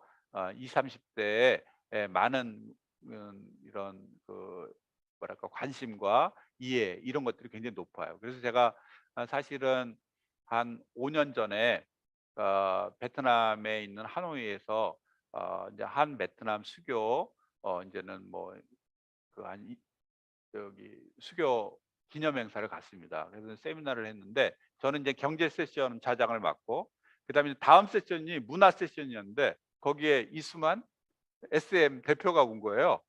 근데 그 호텔 주위에 한 10만 명이 모인 거예요. 그래서 '야 이거 무슨 쿠데타가 일어났나?' 창밖을 보니까 그냥 뭐 사람밖에 안 보이는 거예요. 그래서 '야 이거 무슨 일인가.' 했더만 거기에 SM의 문화 행사에 가수가 오는데 저는 누군지도 모르는데 그 가수 보려고 소녀 팬 한 5만 명 그다음에 뭐 어마어마한 군중들이 모인 거예요. 그래서 그걸 보면서 '야 이게 이제 굉장히 하다.' 그래서 이제 이수만 대표가 인제 거기서 인제 발표하는 요지가 이제 한국계만이 아니라 동남아의 이제 걸그룹들을 만들어 가지고 세계 무대에 같이 진출하자. 그러니까 아까 말씀 블랙핑크의 리사 같은 그런 모델을 5년 전부터 했는데 이런 모색들이 지금 결실을 보고 있다. 그래서 이런 것들은 단순한 경제 외교로만 할 수는 없는 우리의 어떤 문화 협력이나 사회 협력을 통해서 동남아와는 어떤 파트너십을 좀 더 우리가 전략적으로 외교적인 정치 안보적인 측면뿐만 아니라 이런 다양한 협력 관계를 유지를 해야 된다. 그래서 이제는 신남방 정책도 이제 변신해서 신남방 정책 2.0으로 가야 되지 않겠느냐. 그래서 이제는 우리 협력하는데 피플이 중요하다. 사람 중심의 협력, 외교를 해야 되겠다. 그다음에 당연히 경제적 번영이 수반이 돼야 되고 그다음에 평화까지 담보가 돼야 되는 거죠. 그다음에 이제 우리가 동남아를 못 산다고 끌고 가는 게 아니라 동등한 파트너십을 구축을 해야 된다. 그래서 그래야지만 우리나라의 앞으로의 외교 전략이나 어떤 협력 관계에 있어서 이제는 서로 도와줄 수 있는 상생의 협력 기반을 만들 수 있는 거죠. 그래서 이제 우리는 뭐 말레이시아다 뭐 태국만 하더라도 뭐 아주 그냥 낮게 보고 베트남은 뭐 말할 것도 없고요. 그렇죠? 그렇지만 앞으로 5년 10 년을 바라본다면 우리가 결국은 그냥 단감 꽃감 빼먹듯이 하는 것이 아니라 같이 가는 동반 성장할 수 있는 그런 어떤 틀에서 바라봐야 된다. 그래서 사람 중심의 그다음에 상호 경제적 번영을 동반하고 안보를 평화 협력 외교로 강화시키고 그다음에 동등한 파트너십을 통해 가지고 상호 동반 성장할 수 있는 기반을 만드는 것이 지금 현재에 있어서의 외교 전략에서 굉장히 핵심이고 오늘 제가 말씀드리고 싶은 내용도 뭐 아세안 국가들이 10 개국이다. 뭐 RCEP을 하고 있다. 굉장히 복잡한 얘기 같지만 결국은 이것이 사람 중심의 외교, 우리의 협력 기반을 강화시킬 수 있는 그런 어떤 가까운 이웃으로서의 동남아를 새롭게 봐야 된다. 그렇게 에 에 지금 현재 어떤 다양한 정책 방향들이 이렇게 구성되고 있다는 걸 이제 소개시켜 드리고 싶었고 그다음에 이제 새로운 주제로는 이제 원조 정책인 거죠. 우리가 그동안 인젠 우리가 뭐 무역 투자만 하는 경제적인 측면이 아니라 좀 더 장기적인 투자를 할 수 있는 시드 머니를 할 수 있는 원조 정책이 한 거의 40억 달러에 달하고 있다. 그리고 인제 우리는 북한과에도 인제 협력이 확대가 되면 이 정부의 지금 대략 방침은 전 세계 개도국을 지원하는데 한 40억 달러 정도를 북한한테 지원해야 되지 않겠느냐. 그러면 우리가 한 100억 달러 정도는 최소한 북한의 절반 다른 개도국들과의 협력을 하는 거죠. 그러면 이제 야 우리가 무슨 돈이 있다고 100억 달러씩이나 또 북한한테 50억 달러나 하지만 사실상 북한을 우리나라 90년대 수준으로 끌어올리는데 5천억 달러가 듭니다. 이것도 우리가 시드머니를 뿌리는 거예요. 그럼 우리나라가 5천억 달러를 다 부담하려면 우리나라가 10년 동안 허리를 졸라매도 해결할 수가 없어요. 500억 달러씩 10년을 해도. 각 세계의 나라들이 같이 이 한반도의 평화와 안정을 위해서 같이 협력하지 않으면, 북한에 5천억 달러를 지원하지 않으면 우리 재정만으로는 불가능하다. 그렇다면 우리가 전 세계에 원조를 주는 것은 결국 북한 지원을 위해서 국제 협력을 어떻게 끌어내느냐의 문제이기 때문에. 그래서 이게 원조 정책이 북한 지원과도 긴밀히 연계돼 있다. 그래서 이런 원조 정책에 인색하면 북한 지원할 때 막상 많은 나라들이 다 나 몰라라. 아 이게 뭐 한국에서 할 일이지 왜 우리가 지원하냐. 근데 그 규모가 우리나라가 감당할 수 없는 규모라는 거죠. 그래서 우리나라는 한 50억 달러를 하고, 뭐 월드뱅크에서 100억 달러 하고, 뭐 일본도 100억 달러 지원하고, 미국도 100억 달러 지원하고, 그래서 이제 모아서 한 1000억 달러 모아서 한 5년 정도 지원을 하면 북한이 우리나라 90년대 수준에 올라온다. 그래서 이것도 시드머니다. 그래서 이제는 이런 원조 정책, 북한과의 협력 관계, 그다음에 이런 외교 전략이 지금 긴밀하게 연결이 돼 있는데, 과거처럼 우리가 이제 미국에 편승된 외교를 하면서 그냥 안일하게 미국 편에 들어서기에는 우리나라 경제 규모가 너무 커졌다. 그리고 주변 국가들과의 협력 관계가 바로 중국, 아세안, 인도로 연결되는 그런 틀 속에서 지금 있기 때문에 우리가 이런 협력 관계들을 어떻게 외교 전략으로서, 그다음에 앞으로의 우리나라 외교 지평, 경제 지평을 넓혀 나가는데 할 수 있는 것인가, 이런 부분들이 많은 지금 시사점을 주고 있다고 할 수 있겠습니다. 그래서 제가 강의는 여기서 정리를 하고, 혹시 궁금하신 사항이 있으시면 뭐 경제 외교 분야뿐만 아니라 뭐 어떤 분야도 좋습니다. 그래서 이제 그런 것들을 좀 자유롭게 의견을 주시면 제가 한번 좀 답변을 드리도록 하겠습니다. 중국 같은 경우에 뭐 야반 도주를 한다, 우리 기업들이 굉장히 어려워졌다, 이런 얘기는 2011년이 이제 분기점이었거든요. 이제 중국이 더 이상 노동 집약적인 값싼 노동력에 의존하는 투자 진출은 더 이상 받지 않겠다. 그러면서 좀 더 기술 집약적인 산업 구조의 고도화 정책인 거죠.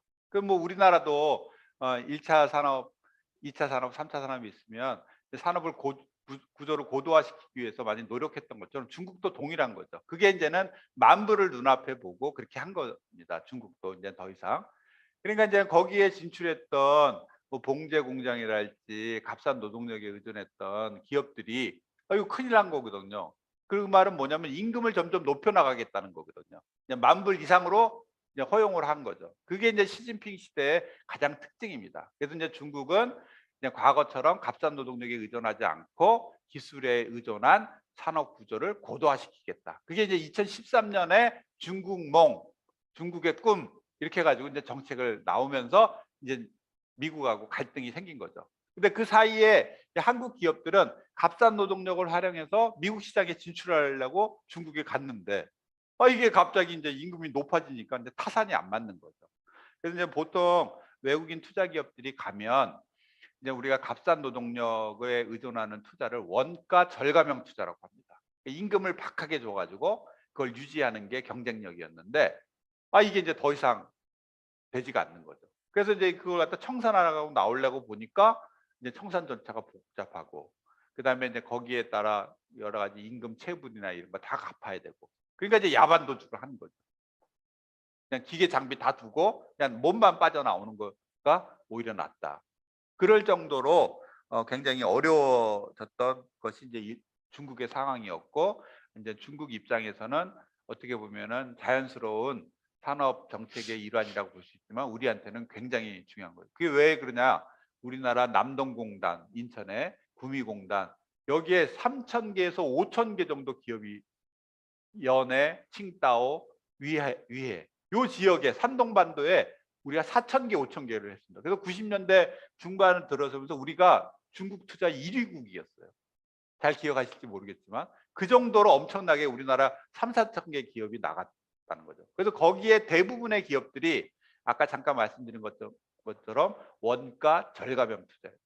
그래서 이제 손해가 막심하게 되니까 이걸 갖다 더 값싼 노동력을 준 베트남, 인도네시아, 필리핀으로 가게 된 거죠. 그래서 지금 우리의 행태는 기러기처럼 중국에 갔다가 그다음에 또 이제는 베트남에 갔다가 더 싼 미얀마로 가려던 참에 미얀마 쿠데타가 일어난 겁니다. 그래서 이제 거기에 원가 절감형 기업들이 그렇게 이제는 사회 곤란에 직면을 하면서 굉장히 이제 현지 정책도 옛날에는 투자 유치를 하려고 굉장히 여러 가지 인센티브도 주고 그다음에 뭐 여러 가지 편의를 봐줬는데 이제 그걸 원칙대로 적용한 게 이제 중국 케이스인 거예요. 그래서 그런 불필요한 투자 마찰이 많이 있었고 그래서 이제 대부분의 중국에 투자했던 기업들은 이제 원가 절감형 투자가 아니라 부품 생산 공장, 부품, 자동차 부품, 전자제품 이런 부품으로 약간 좀 노동 집약적인 전자 산업 쪽으로 간 거죠. 그래서 이제 중국에서 대부분의 원가 절감형 투자가 이제 부품, 조립 산업, 그래서 우리가 그걸 서포팅 인더스트리라고 하는데 그런 지원 산업 이런 거에 다 집중이 되고 원가 절감형 투자는 베트남으로 간 거죠. 그래서 베트남도 마찬가지입니다. 그래서 이제 베트남의 임금이 야근까지 다 합쳤을 때 섬유나 봉제 업종에 한 300불밖에 안 돼요. 그러니까 중국의 절반도 안 되는 거예요. 지금 현재 300불 정도 수준입니다.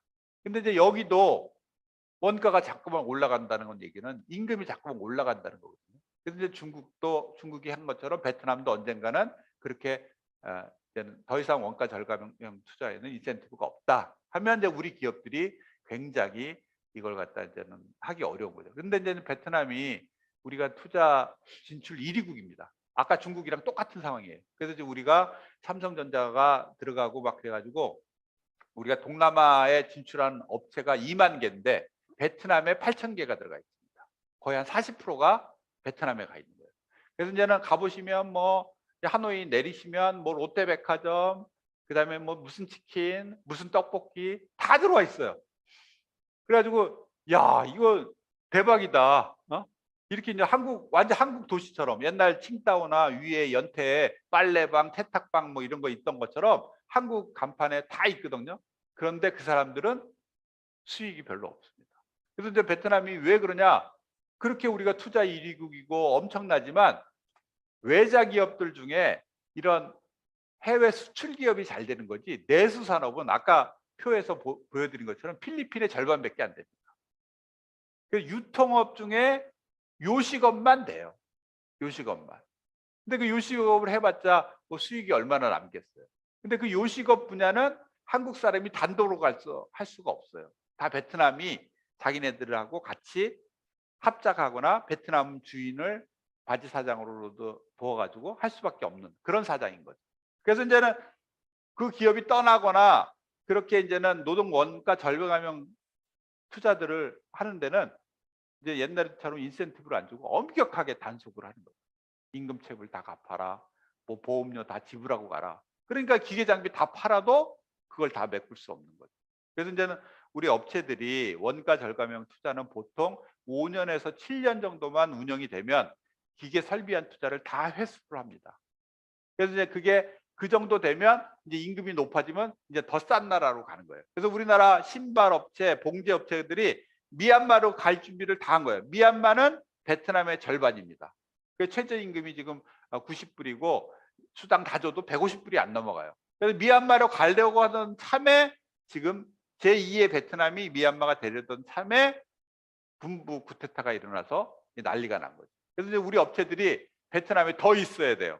그래서 지금 교장 선생님 말씀하신 것처럼 그러면 이제는 뭐 무슨 치킨부터 무슨 봉제 산업 이런 데까지 이제 마진이 거의 안 남는 임금이 자꾸만 올라가니까 300불로는 안 되거든요. 그래서 지금 다른 데로 이전하지 않으면 안 되는 상황인데 계속 거기에 이제는 지연이 되니까 세무감사 들어오고 체불 임금 갚아라, 보험료 갚아라, 원칙대로 해라 이래 버리니까 지금 굉장히 어려운 사정이 있는 것 같습니다. 그래서 이제 베트남은 그렇게 생각보다도 내수 시장은 굉장히 약하고 싼 임금을 통해서 미국이나 유럽 이런 시장을 진출하기 위한 교두보지 지금 베트남 시장이 굉장히 잘 되는 것 같지만 내수 시장은 굉장히 취약하다. 그 단적인 예로 우리나라 이제 부동산 업체들이 하롱베이 같은데 여행을 공짜로 해주게 합니다. 숙박권도 다 나와요. 그래서 이제 아파트 한번 쭉 둘러보면 아파트가 한 1억밖에 안 되거든요. 우리나라 업체들이 다 적고 거기 가보면 1억이면 야 이거 우리 그냥 가만히 앉아서도 5억은 되겠네. 우리나라 경제 발전 수준에. 근데 이건 하나만 알고 둘은 모르는 겁니다. 베트남은 사회주의 국가에서 거기에 대한 소유권이 건물만 갖고 있어요. 우린 땅도 같이 사잖아요. 땅은 포함 안 돼 있어요. 재개발을 할 수가 없는 거예요. 그래서 1억이 맥시멈인데 우리는 우리 감각대로 한 5억은 올라가겠지 하고서 이제는 거기에 막 투자를 했다가 굉장히 예, 어려움이 많고, 그다음에 이제 연금이나 이런 생활자들이나 뭐 한 1, 2억이면 가게 같은 거 하나 차릴 수 있으니까. 근데 그게 기업이 잘 되면 이제 세무조사가 바로 들어옵니다. 그래서 그 이윤 마진율 한 10%, 20%만 빼놓고 다 세무조사로 다 가져가는 거예요. 그래서 이제 그런 여러 가지 투자 환경적인 요인 때문에 중국도 베트남도 그렇게 여의치 않다. 소문만큼 그렇게 잘 되고 있지 않다. 특히 베트남은 내수 시장이 굉장히 취약해서 우리가 뭐든지 하면 우리 한국처럼 막 발전될 거라고 생각을 하지만 그거는 굉장히 조심해야 될 일입니다. 네. 예. 그래서 이제 미얀마가 지금 갈림길에 놓여 있습니다. 그래서 이제 군부 쿠데타가 통해 가지고 인권도 문제가 많이 되고, 국제적으로 이제 이 로힝야라고 그래서 소수민족 문제가 굉장히 그 미얀마의 굉장히 전통적인 이슈였는데 그걸 아주 전면화시킨 계기가 됐죠. 그래서 이제 우리나라도 미얀마를 사실상은 제2의 베트남으로 만들려고 정부가 굉장히 공을 많이 들였음에도 불구하고 미얀마 사태 해결 조짐이 보이지 않자 지금 투자는 물론이고 원조 모든 게 지금 다 중단돼 있는 상태입니다. 그래서 미얀마는 이제는 지금 현재로 보면은 아세안이라는 게 유럽이랑 좀 다른 것이, 유럽 국가들은 아주 이런 단일화 딱고 균등한 나라들. 그래서 이제 잘 사는 북부 유럽이나 독일 같은 경우에는 한 7만 불, 저기 뭐 못 사는 그리스 이런 데도 한 2만 불. 그래서 한 3배 정도밖에 차이 안 나요. 근데 이제 아세안은 잘 사는 싱가포르는 6만 불, 그다음에 이제 미얀마 같이 못 사는 나라는 한 1,500불, 2,000불이 차이 안 됩니다. 그래서 뭐 거의 50배, 30배 정도 차이가 나는 거죠. 그래서 그런 개발 격차가 심한 이런 개도국형 연합체는 사회 문화 공동체, 경제 공동체, 정치 안보 공동체를 하자고 하지만 이게 굉장히 실효성이 낮습니다. 유럽처럼 가는 게 이제는 사실상 앞으로의 어떤 방향이라고 하고 있지만 굉장히 그 패턴은 다른 거죠. 재미있는 건 뭐냐? 이런 보건 위기, 코로나 사태가 벌어졌을 때 외부 위기가 충격이 오면 유럽은 굉장히 힘듭니다. 그게 뭐냐? 블랙시트 같처럼 영국처럼 이렇게 탈퇴가 돼 버려요. 그런 이해관계가 막 조정이 안 되는데 이 아세안은 이런 위기 시에, 그러니까 외환 위기, 뭐 미국발 금융 위기, 이 보건 위기 때는 더 단합을 하려고 합니다. 왜냐하면 그 문제를 돌파하는 것이 각자가 안 되니까 더 단합을 하는 모습이 보이는데, 이번 미얀마 사태에서 기로에 놓인 것이 미얀마 문제를 아세안이 적극적으로 개입을 해서 이걸 풀어야 되는데 이게 안 되는 거죠. 근데 이게 한 번 더 늦춰 보면 싱가포르도 일당 독재입니다. 야당이 없어요. 장기 집권하고 있어요. 태국도 군부에서 지금 사실상 군부 쿠데타 이후에 집권을 하고 있어요. 그래서 이제 이런 많은 나라들이 사실상은 굉장히 정치적으로 취약한 국가들이에요. 그러니까 미얀마를 독재 국가다, 인권 탄압 국가라고 비난을 하면 자기 발목을, 자기 칼날을 하는 거예요. 싱가포르도 자유롭지 않습니다. 그 이강현 수상 아들이 지금까지도 집권하고 있거든요. 야당 다 탄압하고. 그게 뭐가 다르냐? 그러니까 미얀마 군부에서 쿠데타 일어나고도 비행기 타고 딱 온 거예요. 그래서 우리 추인해 달라. 뭐 어느 나라가 독재 국가 아닌 나라가 어딨냐? 뭐 이런 식으로 버티니까 아세안 국가들이 적극적으로 개입을 하는 시기를 놓쳤고, 그러면서 이제 그동안의 관행상 결국 아세안 국가들의 어떤 그런 취약성들이 전면화된 거죠. 그래서 이런 부분들을 이제 미얀마에서 그 군부 쿠데타 세력들이 사실은 이 외교 문제하고도 연결이 되어 있습니다. 그래서 이제는 우리 한국의 보도에 의하면 중국 편에 서서 그랬다 하지만 실제로 미얀마 군부가 미국한테 개입 요청을 한 거예요. 아웅산 수지 여사가 이제 헌법을 개정해서 군부를 이제 배제시키려고 하니까 미국이 개입을 해서 개런티를 해달라 했는데 미국에서는 호응하지 않은 거죠. 그러면서 군부 쿠데타까지 치닫고 그 국민들이 다 반대하고 그 많은 사람들이 희생을 당했는데도 꿈쩍도 안 하는 거예요. 그래서 이제 앞으로는 아세안이 좀 더 적극적으로 개입을 해서 하려고 하지만 아세안의 경제적인 이해관계에서는 그래도 그동안 많은 그걸 했는데 정치 안보적인 측면에서는 굉장히 취약하고 특히 유럽 국가처럼 프랑스나 독일처럼 리딩 컨트리가 없습니다. 인도네시아가 그나마 굉장히 국력이 세고 인구가 2억 6천만 명이니까 거의 아세안 인구의 40%를 차지하는데 국민 소득은 4천 불밖에 안 됩니다. 자기 코가 석자인데 미얀마 문제에 깊숙이 개입할 수가 없는 거예요. 지금 현재로서는. 그리고 프랑스처럼 독일처럼 자기네들이 리딩을 하면서 다른 나라를 따독여서 가야 되는데 그럴 나라들이 없는 거예요. 다 그래서 지금 아세안의 의사결정 구조는 만장일치되고 전원 합의제고 그다음에 각 국가들의 주권을 존중한다. 인권보다.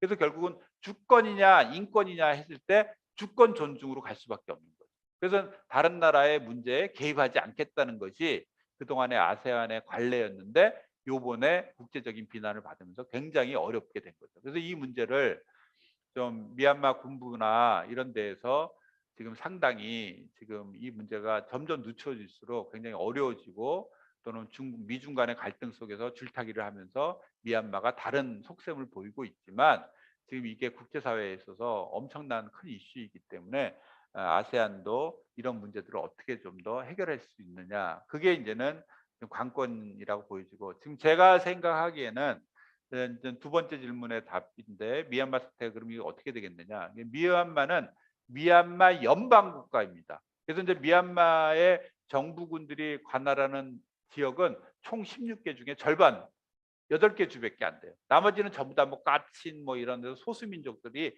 다 이렇게 별도로 있습니다. 그래서 로힝야 문제도 그중에 하나로 로힝야도 별도로 독립성을 인정해 달라는데 로힝야 문제는 안 된 거예요. 여기 이슬람이고 여기 불교 국가이기 때문에 여기는 안 된다. 막아버려서 인권 문제가 부딪혔는데 요번에는 이 8개 주와 나머지 주변 8개 주과의 대립이라고 할 수 있는 거죠. 그래서 이제 정부 쿠데타 세력들도 군부 쿠데타 세력들도 통할권이 8개 주밖에 절반밖에 지금 영향력을 하지 못해서 굉장히 절치부심을 하는 거죠. 그래서 이제 내전이 벌어지거나 외국의 개입이 있지 않겠느냐라는 우려가 있었지만 지금 현재로서는 좀 그 내전이 전면화되고 있지는 않습니다. 그래서 이제는 이 미얀마 국가들이 이 소수민족들과 어떻게 연대를 해서 이걸 해결책을 모색을 할 것이냐. 그래서 결국은 아웅산 수치 여사가 군부랑 타협을 하는 것이 어떻겠느냐라고 내부적으로 많이 얘기를 하고 있습니다. 근데 아웅산 수치 입장에서는 아웅산 수치 여사가 아니 군부가 무슨 역할을 했다고 도저히 타협 못한다. 굉장히 강경하게 나가고 있는 거죠. 그래서 그런 측면에서 본다면 아웅산 수치 여사와 군부가 일정 정도 타협을 해서 새로운 방향을 모색하거나 아니면은 이제 소수민족들과 정부구 8개주가 이제 뭐 어떤 방식으로든 협력을 모색하지 않으면 굉장히 이 사태는 오래 갈 수밖에 없다. 왜? 아세안이 강력하게 유럽과는 달리 이걸 갖다가 지원하기에는 굉장히 제한적이기 때문에 지금 현재로서는 미얀마의 사태가 단기간에 해결되기는 굉장히 어렵지 않겠느냐 그런 전망을 그래서 지금 그런 지금 뭐 대선도 있고 많은 지금 이런 정치 외교 전략에 대한 논의도 지금 많이 그런 측면에서 논의가 되고 있습니다. 그래서 제가 그 강의 중에도 잠깐 말씀드렸지만 미중 외에 다른 나라들은 모두 다 절치부심하고 있는 거죠. 미국과 중국 외에는. 그래서 그걸 이제 제3세계 제3지대론이라고 할 수 있습니다. 그 미중 외에 제3의 영역에서는 긴밀하게 협력을 해서 이런 패권 국가들 전략적 경쟁을 하는 미중에서 어떻게 하면 자율성을 확보하느냐. 그거는 유럽도 마찬가지고 그다음에 이제 아세안도 마찬가지라고 할 수 있겠습니다. 그런데 아세안과 우리와는 더 절실하게 협력할 수 있는 기반이 있다. 경제적으로, 정치 안보적으로. 그래서 지금 말씀하신 그 지적이 맞다고 보여지고 우리의 외교 전략도 미중의 선택의 기로에서 그냥 딜레마에 빠지는 것이 아니라 좀 더 미중 외에 많은 나라들과 협력하고 그걸 기반으로 해서 서로 이제 전략적으로 어떤 파트너십을 구축하는 게 어떤 나라가 있겠느냐. 그게 첫 번째가 이제 아세안 국가들이다. 그래서 아세안도 동일한 그런 상황 속에 있고, 특히 이제 아세안 국가들이 다 작은 작은 나라들인데 지금 동아시아에 있어서도 일본하고 중국하고 패권 경쟁을 벌여지면 어느 순간 둘이 막 대립하고 있다가 어느 편에 들어갔는데 둘이 또 타협을 해버려요. 그러면 이제 낙동강오리알이 되는 거죠, 나머지 국가들은. 그래서 동남아 국가들이 그걸 다 경험을 해서 중국하고 일본의 선택을 하려고 하지 않아요. 같이, 예, 우리하고, 다만 우리가 좀 실용적으로 어떤 나라도 배제하지 않고 자율적인 선택을 하게 해야 된다. 근데 혼자 하면은 모난돌, 어?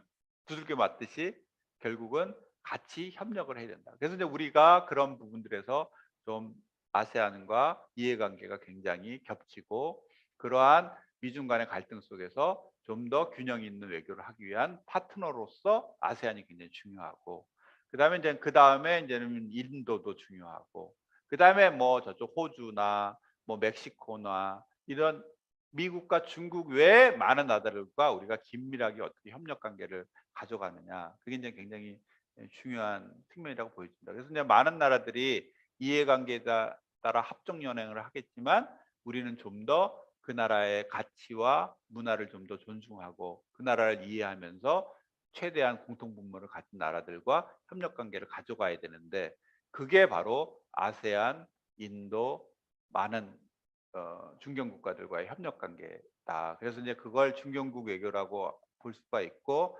제3지대론에서 새로운 외교의 가능성, 그래서 이제 외교의 지평을 넓힌다는 그런 측면에서 지금 중점을 두고 있는 것 같습니다. 지금 말씀하신 것처럼 이제 근데 이제 신남방 정책의 경제적 성과를 한꺼풀 이렇게 보면 베트남에 너무 많이 집중이 돼 있는 거예요. 그 이유는 근본적으로 중국보다 임금이 절반밖에 안 되니까 베트남에 많이 갔고, 그 옛날에 이제 월남전에도 참전해서 뭐 사이공 어딘지는 알고, 그래서 이제는 중소기업들이 그러면 중국의 절반인 베트남으로 가자, 이렇게 해서 이제 많이 간 거예요. 그래서 우리가 굉장히 선도적으로 이른 시기부터 갔고, 제가 이제 수교조사단 갔을 때가 92년도였는데 90년대만 하더라도 미국과 무역협정이 체결해서 수출도 못했어요. 근데도 그냥 베트남에 엄청나게 몰렸습니다. 그래서 이제 외환위기를 막고 굉장히 어려움이 있었지만, 아까 말씀드린 것처럼 우리나라가 아세안과의 교역 투자에 있어서 베트남 집중도가 거의 40% 이상이다. 그러니까 이제는 아세안이 전체 시장이 다 균형 있게 된 게 아니라 베트남에 굉장히 집중돼 있다. 그러면서 이제는 뭐 박항서 감독이 나타나고 무슨 우리 대장금이 되고 우리 한류 문화의 어떤 굉장히 접점으로서 베트남과의 협력 관계가 잘 되는 듯 싶었지만 요번 보건 위기를 통해 가지고 굉장히 어려움도 많았죠. 그래서 이제 우리가 베트남에 너무 집중돼 있는 거 아니냐. 그러면 이게 경제 봉쇄가 이렇게 강화되고 베트남의 환자들이 속출했을 때 우리 투자 기업들이 지금부터 이제 점점 어려워지기 시작하고 있습니다. 그래서 이제는 신남방 정책의 주요 과제는 베트남에 너무 집중시키지 말고 다른 나라들, 주변국과 좀 더 밸런스를 유지를 해야 되겠다. 그래서 이제 필리핀, 캄보디아, 미얀마, 뭐 인도네시아. 근데 이제 미얀마가 안타깝게도 지금 저렇게 군부 쿠데타 문제 때문에 어려워졌던 거고, 우리가 내심 굉장히 기대를 많이 했는데 어려운 점이 있는 거죠. 그래서 좀 이런 나라들과 협력 관계를 좀 더 균형 있게 가져가는 것이 굉장히 중요하다고 보여집니다. 그래서 이제는 심지어 베트남은 이제는 박항서 감독을 통해 가지고 자기네들 프라이드를 세운 거죠. 그래서 이제는 베트남의 가장 핵심적인 문제는 남북 통일이 아직도 안 돼 있어요. 그래서 하노이 사람들이 사이공 사람들 너무 싫어하고 호치민 사람들이 하노이 사람들 너무 싫어요. 요즘에 나오는 5천 명도 다 지금 호치민에서 나오고 있습니다. 그러니까 이제 하노이 사람들이 봐라, 쟤네들은 너무 리버럴하고 제대로 정부에 그것도 협조를 안 해가지고 5천 명씩 나서 나라가 이렇게 한 것이다 이렇게 막 하고 있거든요. 그래가지고 이제는 박항서 감독이 계속 연전 연승을 해가지고 진정 하나의 베트남을 만들었다 할 정도로 해서 수상이 막 국회의장이 버선발로 공항까지 뛰어나와서 막 훈장 주고 막 그랬는데, 뭐 잘 알다시피 그 우리가 인천공항에서 뜬 비행기가 회항됐잖아요. 그러니까 이제 또 뭐 악플이 달리고 난리가 난 거예요. 우리가 또 그럼 띄우지를 말았어야지, 사전에 허가를 이렇게 늦게 거기까지 와가지고 다시 회항시키면 어떡하냐. 우리가 투자 1위 국가인데 우리 박항서 감독도 이렇게 했는데 너희들 진짜 이럴 수가 있느냐 하고 막 섭섭해했지만 그 당시 상황은 어땠냐면 베트남이 외국인 신부나 외국에 이제 나간 베트남 신부나 유학생도 금지를 시켰어요. 입국 금지를. 자국민인데도 그 정도로 그냥 엄청나게 봉쇄를 한 거죠. 그러니까 한국이랑 아무리 친해도 비행기에서 입국을 시킬 수가 없었던 거예요. 그래서 이제 그렇게 하고 최근에 이제 들려오는 거는 우리 한국 사람들이 이제 격리가 됐는데 그냥 바로 그 방역 조치에 의해서 그냥 화장을 해가지고 그냥 이거만 오는 거예요. 이게 말이나 되냐? 어떻게 인도적인 관점에서 말이 안 된다. 하지만 베트남은 뭐 칼같이 이 방역을 최우선으로 하기 때문에 격리시키고 그 사람이 혹시 사망되면 바로 그냥 화장해서 돌려봐요. 그러니까 이제 문화적으로 충격을 받는 거죠. 그래서 왜 이렇게 난리냐? 그랬더면 이제 수상한테 가서 LG나 뭐 삼성 이런 데서 백신 우리가 백신 공장 허브인데 그런 거 좀 어떻게 좀 베트남에 해달라. 베트남이 지금 20 몇 프로밖에 안 됩니다. 백신 접종률이. 그래가지고 이제 거기서 이제 또 난리인 거예요. 그러니까 이제 사람들이 여기서 보기에는 언제는 회항시켰다가 백신 달라고 했다가 이렇게 때만 쓰냐 막 하는데 베트남의 절박함도 굉장히 컸다. 그래서 이제 그런 부분들을 이제 서로 우리가 이제 시차를 가지면서 서로 이해하고 이렇게 하는 것인데 지금 현재로서는 굉장히 이런 여러 가지 돌출 변수가 많고 우리가 이제 베트남에만 또 전적으로 의존하기도 어렵고 그래서 지금 다른 나라들과 아세안 국가들에서도 좀 협력 관계를 좀 긴밀하게 좀 더 균형 있게 가져가는 것이 굉장히 중요하다. 이제 앞으로 이제 아프리카를 진출하기 위한 어떤 큰 그림 속에서 신남방 정책을 했습니다. 그래서 이제 아세안, 인도 그걸 발판으로 아프리카까지. 그래서 이제 아프리카에 대한 지원도 굉장히 확대를 하고 있습니다. 그래서 지금 현재 ODA 규모로는 한 18% 정도 지원을 하고 있는데 거의 한 25% 수준까지는 높여야 되지 않겠느냐 이렇게 보는데 거기는 지역이 너무 멀고 그다음에 우리가 중점을 두고자 했던 에디오피아. 요즘에 지금 또 거기 에디오피아에 지금 뭐 내란이 일어나가지고 굉장히 어려운 상황입니다. 에디오피아, 그다음에 케냐, 그다음에 탄자니아 이런 거점 국가들을 중심으로 해서 아프리카에 굉장히 많이 지원을 하려고 했고 이전에 중국도 많이 그거를 했었고요. 그래서 이제 우리가 아프리카까지도 염두에 두고 지금 원조 정책이나 이런 것들을 지금 긴밀히 하고 있고 좀 더 이제 여력이 생기면 인도를 이어서 아프리카까지 지금 우리가 준비를 하고 있습니다. 이런 정책들은 한 10년 전부터 했어요. 그래서 이제 그게 뭐냐? 여러분들 항공권 티켓 사시면 거기에 1,000원이 아프리카 지원을 위한 원조로 쓰입니다. 항공 티켓에. 그래서 그 규모로 지금 18%까지 늘린 거예요. 그래서 이제 한 2, 3천 원 더 올리자. 그런데 이제 기재부에서는 반대하죠. 이게 뭐 지금 이렇게 경제도 어려운데 그렇게 티켓에도 다 올리냐. 그런 얘기를 하다가 이제 보건 위기를 맞게 된 건데 사실은 여러분들이 해외에 나갈 때마다 거기에 티켓에 아프리카 지원금이 들어가 있다. 그래서 그거는 아프리카에 전적으로 쓰게 돼 있습니다. 그래서 이제 그런 식으로 하고 있고 저도 이제 아프리카 국가들 이제 여러 나라들을 이제 ODA 거를 하면서 이제 많이 갔습니다. 그래서 에티오피아도 가고 뭐 가나 뭐 탄자니아 뭐 이런 데 많이 가봤는데 너무 멀어요. 그리고 우선 우리랑 이게 쌀을 구할 수가 없습니다. 그러니까 이제 사람들이 거기에 이제는 아주 호기롭게 많이 갔는데 다 철수를 하는 거죠.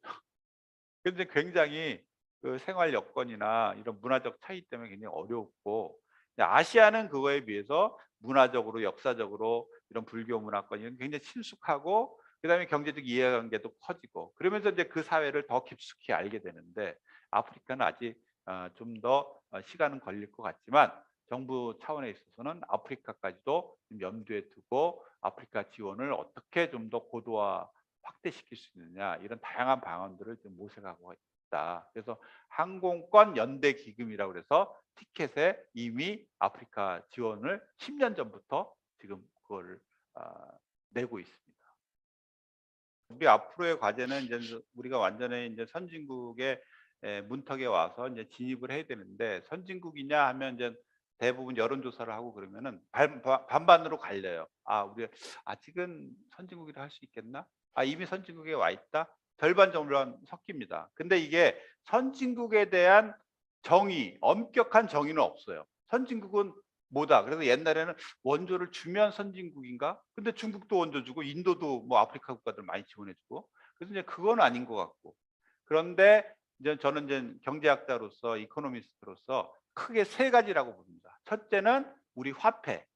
우리 화폐는 이제 유로나 일본이나 중국 인민폐처럼 이게 완전히 그냥 그야말로 이게 태환 지폐로서의 기능이 굉장히 취약한 거죠. 우리나라 같은 경우에는.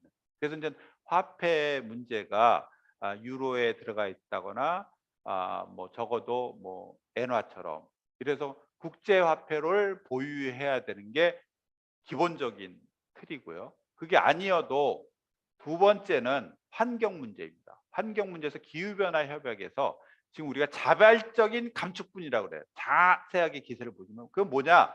우리가 네가 선진국이라면 스스로 선언을 하고 선진국에 맞게 의무 감축을 해라. 그런데 선진국이 아니라면 그냥 자발적으로 개도국으로서 의무 감축분을 내라. 이렇게 되거든요. 근데 우리가 이제 선진국이다 하고 선언하는 순간 선진국의 강한 의무 부담을 해야 되는 거죠. 의무가 되는 거예요. 자발적인 게 아니라.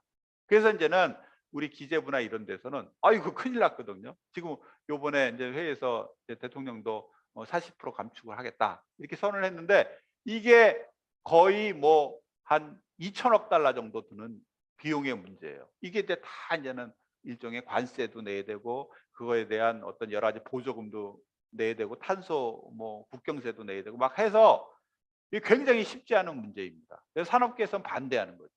우린 최대한 늦춰야 된다. 그러니까 우리가 선진국이라고 선언하면 그걸 갖다가 미리 의무분담금을 내야 되는 것이고 의무 감축분을 내야 되는 것이고 우리가 개도국이라고 하면 자발적으로 할 만큼 최대한 성의를 보여라. 그래서 이제는 이 환경 문제가 굉장히 크리티컬했고요. 세 번째가 뭐냐? 농업 문제예요. 우리가 농업 문제가 미국이랑도 FTA를 했기 때문에 세계 어느 나라랑도 FTA를 맺을 수 있습니다. 다만 200개 품목을 수입하기 어려워요. 예를 들면 방울토마토, 오리 만약에 그걸 하면은 우리 전라도 다 뭐 고추, 참깨, 양파 뭐 이런 것들 등등 해서 농업 부분에 후추까지 해가지고 한 200%에서 500% 관세를 내고 있습니다. 개도국이기 때문에 그 관세를 낼 수 있는 거예요. 관세를 부과해가지고 그 세계 시장 가격이랑 조절할 수 있는데 우리가 선진국이라고 하면 그걸 또 다 내고 관세를 전부 다 한 50, 60%, 10분의 1로 줄여야 돼요. 그러면 이제는 뭐 고추 생산, 뭐 닭고기, 오리고기 농장 다 망하는 거죠. 지금은 그 10배를 갖다 막고 있는데 500%를 뭐 참깨 같은 건 500%를 내가지고 그래서 이런 농업, 환경, 화폐, 국제화폐 이 세 가지 기준이 우리가 선진국으로 가기 위한 굉장히 중요한 기로에 있습니다. 그래서 우리가 선진국이라고 스스로 하면 되게 기분도 좋고 그다음에 실제로 우리 경제 규모나 무역 규모는 8위, 9위이기 때문에 사실상 선진국인 거죠. 그러나 대외적으로 선언하기 어렵습니다. 그래서 우리는 계속 개도국주의에 머무르면서 선진국에 준하는 의무 분담을 하겠다. 그러면서 이제 원조를 적극적으로 하게 된 겁니다. 그러나 환경은 이게 뭐 지금 원조는 40억 달러지만 환경을 하면 2천억 달러 정도를 더 내야 돼요. 그걸 위한 비용이 경제적 비용이 최소한. 그래서 기재부나 산업부나 어느 누구도 우리는 선진국이다 선언을 안 했습니다.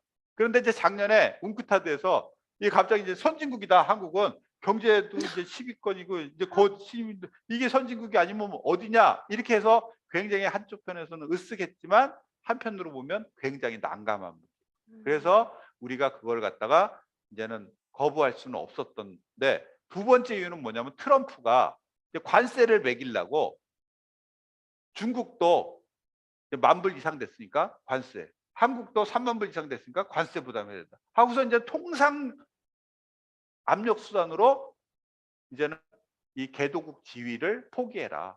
해가지고 이제는 무역 문제까지도 다 걸려버린 거예요.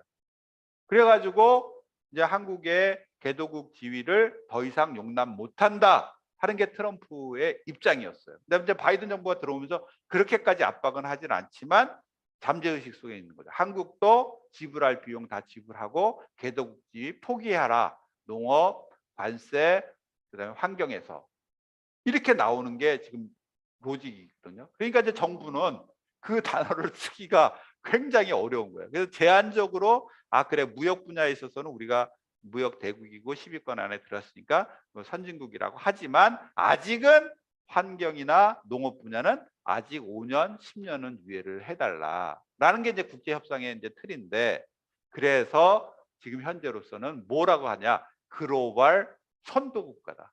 글로벌 선도국가다. 선진국이라고 못 쓰는 거예요. 그래서 그런 양면성이 있습니다. 그래서 우리가 우리 스스로를 규정하고 대외로부터 선진국이라고 얘기를 하면 기분 좋지만 경제적 실리 관계에 있어서는 굉장히 큰 의무 부담을 해야 되기 때문에 관세 정책, 환경 정책, 기후 변화, 그다음에 이제는 이 그 뭐 농업 정책 뭐 이런 부분들에 있어서 굉장히 갈림길에 돼 있다. 그래서 이제 어떻게 보면 한국도 이 정도 살았으면 그 정도 비용은 지불하고 책임과 역할을 해야지 하는 게 많은 국민들의 생각이지만 실제로 그거를 담당하는 주관 부처나 이런 데서는 쓰기 어려워서 글로벌 선도 국가다. 보건에 있어서 글로벌 선도 국가고 뭐 기후 변화나 이런 데서 글로벌 선도국가에서 우리가 40%까지는. 근데 그건 우리가 자발적으로 선언한 거지 선진국으로서 의무를 실행한 건 아니다. 그 묘한 뉘앙스를 거르면서 지금 줄타기를 하고 있다. 그렇게 말씀드릴 수 있겠습니다. 네, 그래서 이제는 말씀드린 것처럼 이제 원조를 의존하는 나라들이 굉장히 많죠. 아프리카 국가들이. 그래서 이제는 미국에서도 그러는 거예요. 미국 원조청이 있는데 원조를 갖다 거의 미국은 한 300억 달러를 하거든요. 그런데 아프리카에 막 한 150억 달러씩 지금 투자를 하고 있습니다. 여기 이제 지원을 해주고 있는데 여전히 못 사는 거예요. 더 못 살고 있어요. 그죠? 그러니까 이제는 이게 뭐냐 도대체 원조를 갖다가 이렇게 해가지고 그냥 밑빠진 독에 물 붓기가 아니냐. 그래서 이제 우리가 주의해서 봐야 될 게 아까 잠깐 말씀드렸지만 자립 역량을 강화시키는 거예요. 그러니까 물고기 잡는 법을 가르쳐 주고 그죠? 옛날에 물고기를 줬는데 물고기만 받으니까 물고기 잡는 법을 가르쳐 주는 거예요. 그다음에 요즘의 이론은 뭐냐? 물고기를 잡도록 역량을 강화시켜 준다. 어부가 제대로 어부가 될 수 있도록. 그렇죠? 그렇게 이제 굉장히 조심스럽게 접근을 하고 있는데 그래서 원조라는 것은 그냥 우리가 물건을 시혜적으로 주는 게 아니라 그 물고기 잡는 법을 가르쳐 주고 물고기 잡을 수 있도록 역량을 강화시켜 줘야 된다. 그러면 그게 뭐냐? 각 나라들이 스스로 자립 역량이 있어야 돼요. 그 자립 역량을 지원해 주는 건데 우리는 그냥 뭐 우리 남는 물자, 뭐 방역 물자, 키트, 뭐 병원 하나 줘 주면 될까? 뭐 이렇게 하는데 계속 의존하는 거죠. 그리고 거긴 재정이 부족하니까 뭐 병원 줘 주고 나서 2-3년 지나면 뭐 엑스레이까지 다 시장에다 팔아먹는 거예요. 자기 월급이 안 나오니까 중앙정부에서. 그래서 이제 그런 악순환이 있는데 다행스럽게도 아세안 국가들의 자립 역량이 굉장히 높습니다. 특히 이제는 이제 베트남이나 캄보디아나 라오스 이런 나라 다 이제 사회주의에서 개혁 개방을 한 나라들인데 이들 지역에 이제 우리가 직업 훈련원을 굉장히 많이 줘주고 있어요. 그런데 직업 훈련을 줘줘 가지고 캄보디아에도 이제 기술 대학을 만들고 라오스에도 루앙프라방에 가시면 루앙프라방 대학이 있는데 그게 한국이 져준 대학입니다. 그래서 이제 이런 대학도 건설을 하고 병원도 건설하고 직업 훈련원도 건설하고 그래서 우리나라는 그냥 좀 더 장기적으로 그 나라가 좀 자립 역량을 강화시키는 그런 분야에 집중을 하자. 그렇게 이제 많이 하고 있고 또 한 축에서는 이제 인프라 사업들을 많이 하고 있습니다. 아까 베트남 하노이에서 하롱베이까지 이틀 걸리던 거를 우리가 이제 고속도로를 놔주면서 이 고속도로가요 1km에 1,000만 불이 들어갑니다. 엄청나죠. 그 100km면 1억 달러. 그죠? 엄청난 규모인 거죠. 그래서 이제 베트남에 우리가 다 지어주지 못하고 구간 민간이랑 같이 들어가서 이제 하는 거고. 이제 라오스의 이제 댐 건설. 라오스는 이제 수력 자원 메콩강이 흐르니까 아까 루앙프라방에 가면 그 메콩강변이 굉장히 좋거든요. 꼭 한번 가보셔야 되는데 거기를 이제 댐을 막아가지고 그걸 갖다가 주변 국가에다가 전력을 팝니다. 근데 이제 우리가 SK인가 원래는 이제 동아건설에서 그 댐 건설을 하다가 그 동아건설이 하면서 SK가 받아가지고 SK에서 젖은 땀이 지난번에 붕괴가 됐잖아요. 비가 너무 많이 와가지고 그 제한 용량보다 훨씬 더 크게 오니까 그냥 그 댐이 무너진 겁니다.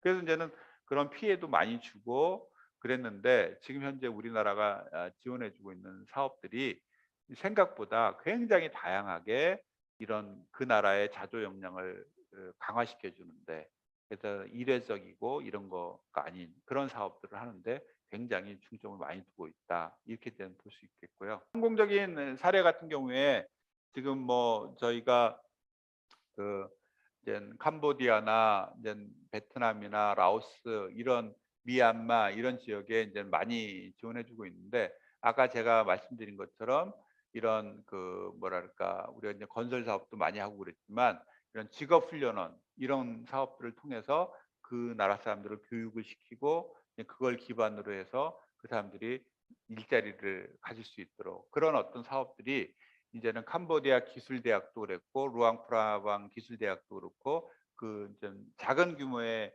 이제 직업훈련원도 많지만 대학 체제까지도 지원해 줄 수 있는 정도로 사업을 확대해 나가는 거죠. 그래서 우리나라 원조는 크게 이제 무상 원조, 그랜트로 주는 돌려받지 않는 그랜트로 주는 거와 그다음에 이제는 차관 사업이라고 해서 저리로 빌려주고 이제 그 돈 상환을 받는 이게 두 개가 있습니다. 그래서 이제 그랜트는 외교부, 무상은 이제는 무상은 외교부에서 코이카가 담당하고 있고 유상은 이제 EDCF에서 담당을 하고 있습니다. 그래서 이제 이런 사업들을 아까 제가 그 교통 인프라나 이런 것처럼 이게 두 개가 협력이 돼서 각각 하는 게 아니라 그런 것들을 다양하게 이제 협력 사업들을 발굴하고 이제 요번에 이제는 이제 뭐 예를 들면 이런 OD 관련해서 이제 보건 협력을 확대시킨다 그러면 진단 키트만 딸랑 주는 게 아니라 병원을 하나 줘주고 그다음에 그 사람들의 의사들이나 이런 연수도 시켜주고 그다음에 거기 기자재도 지원하고 향후 운영 관리도 해서 그 병원이 정상적으로 운영이 됨으로써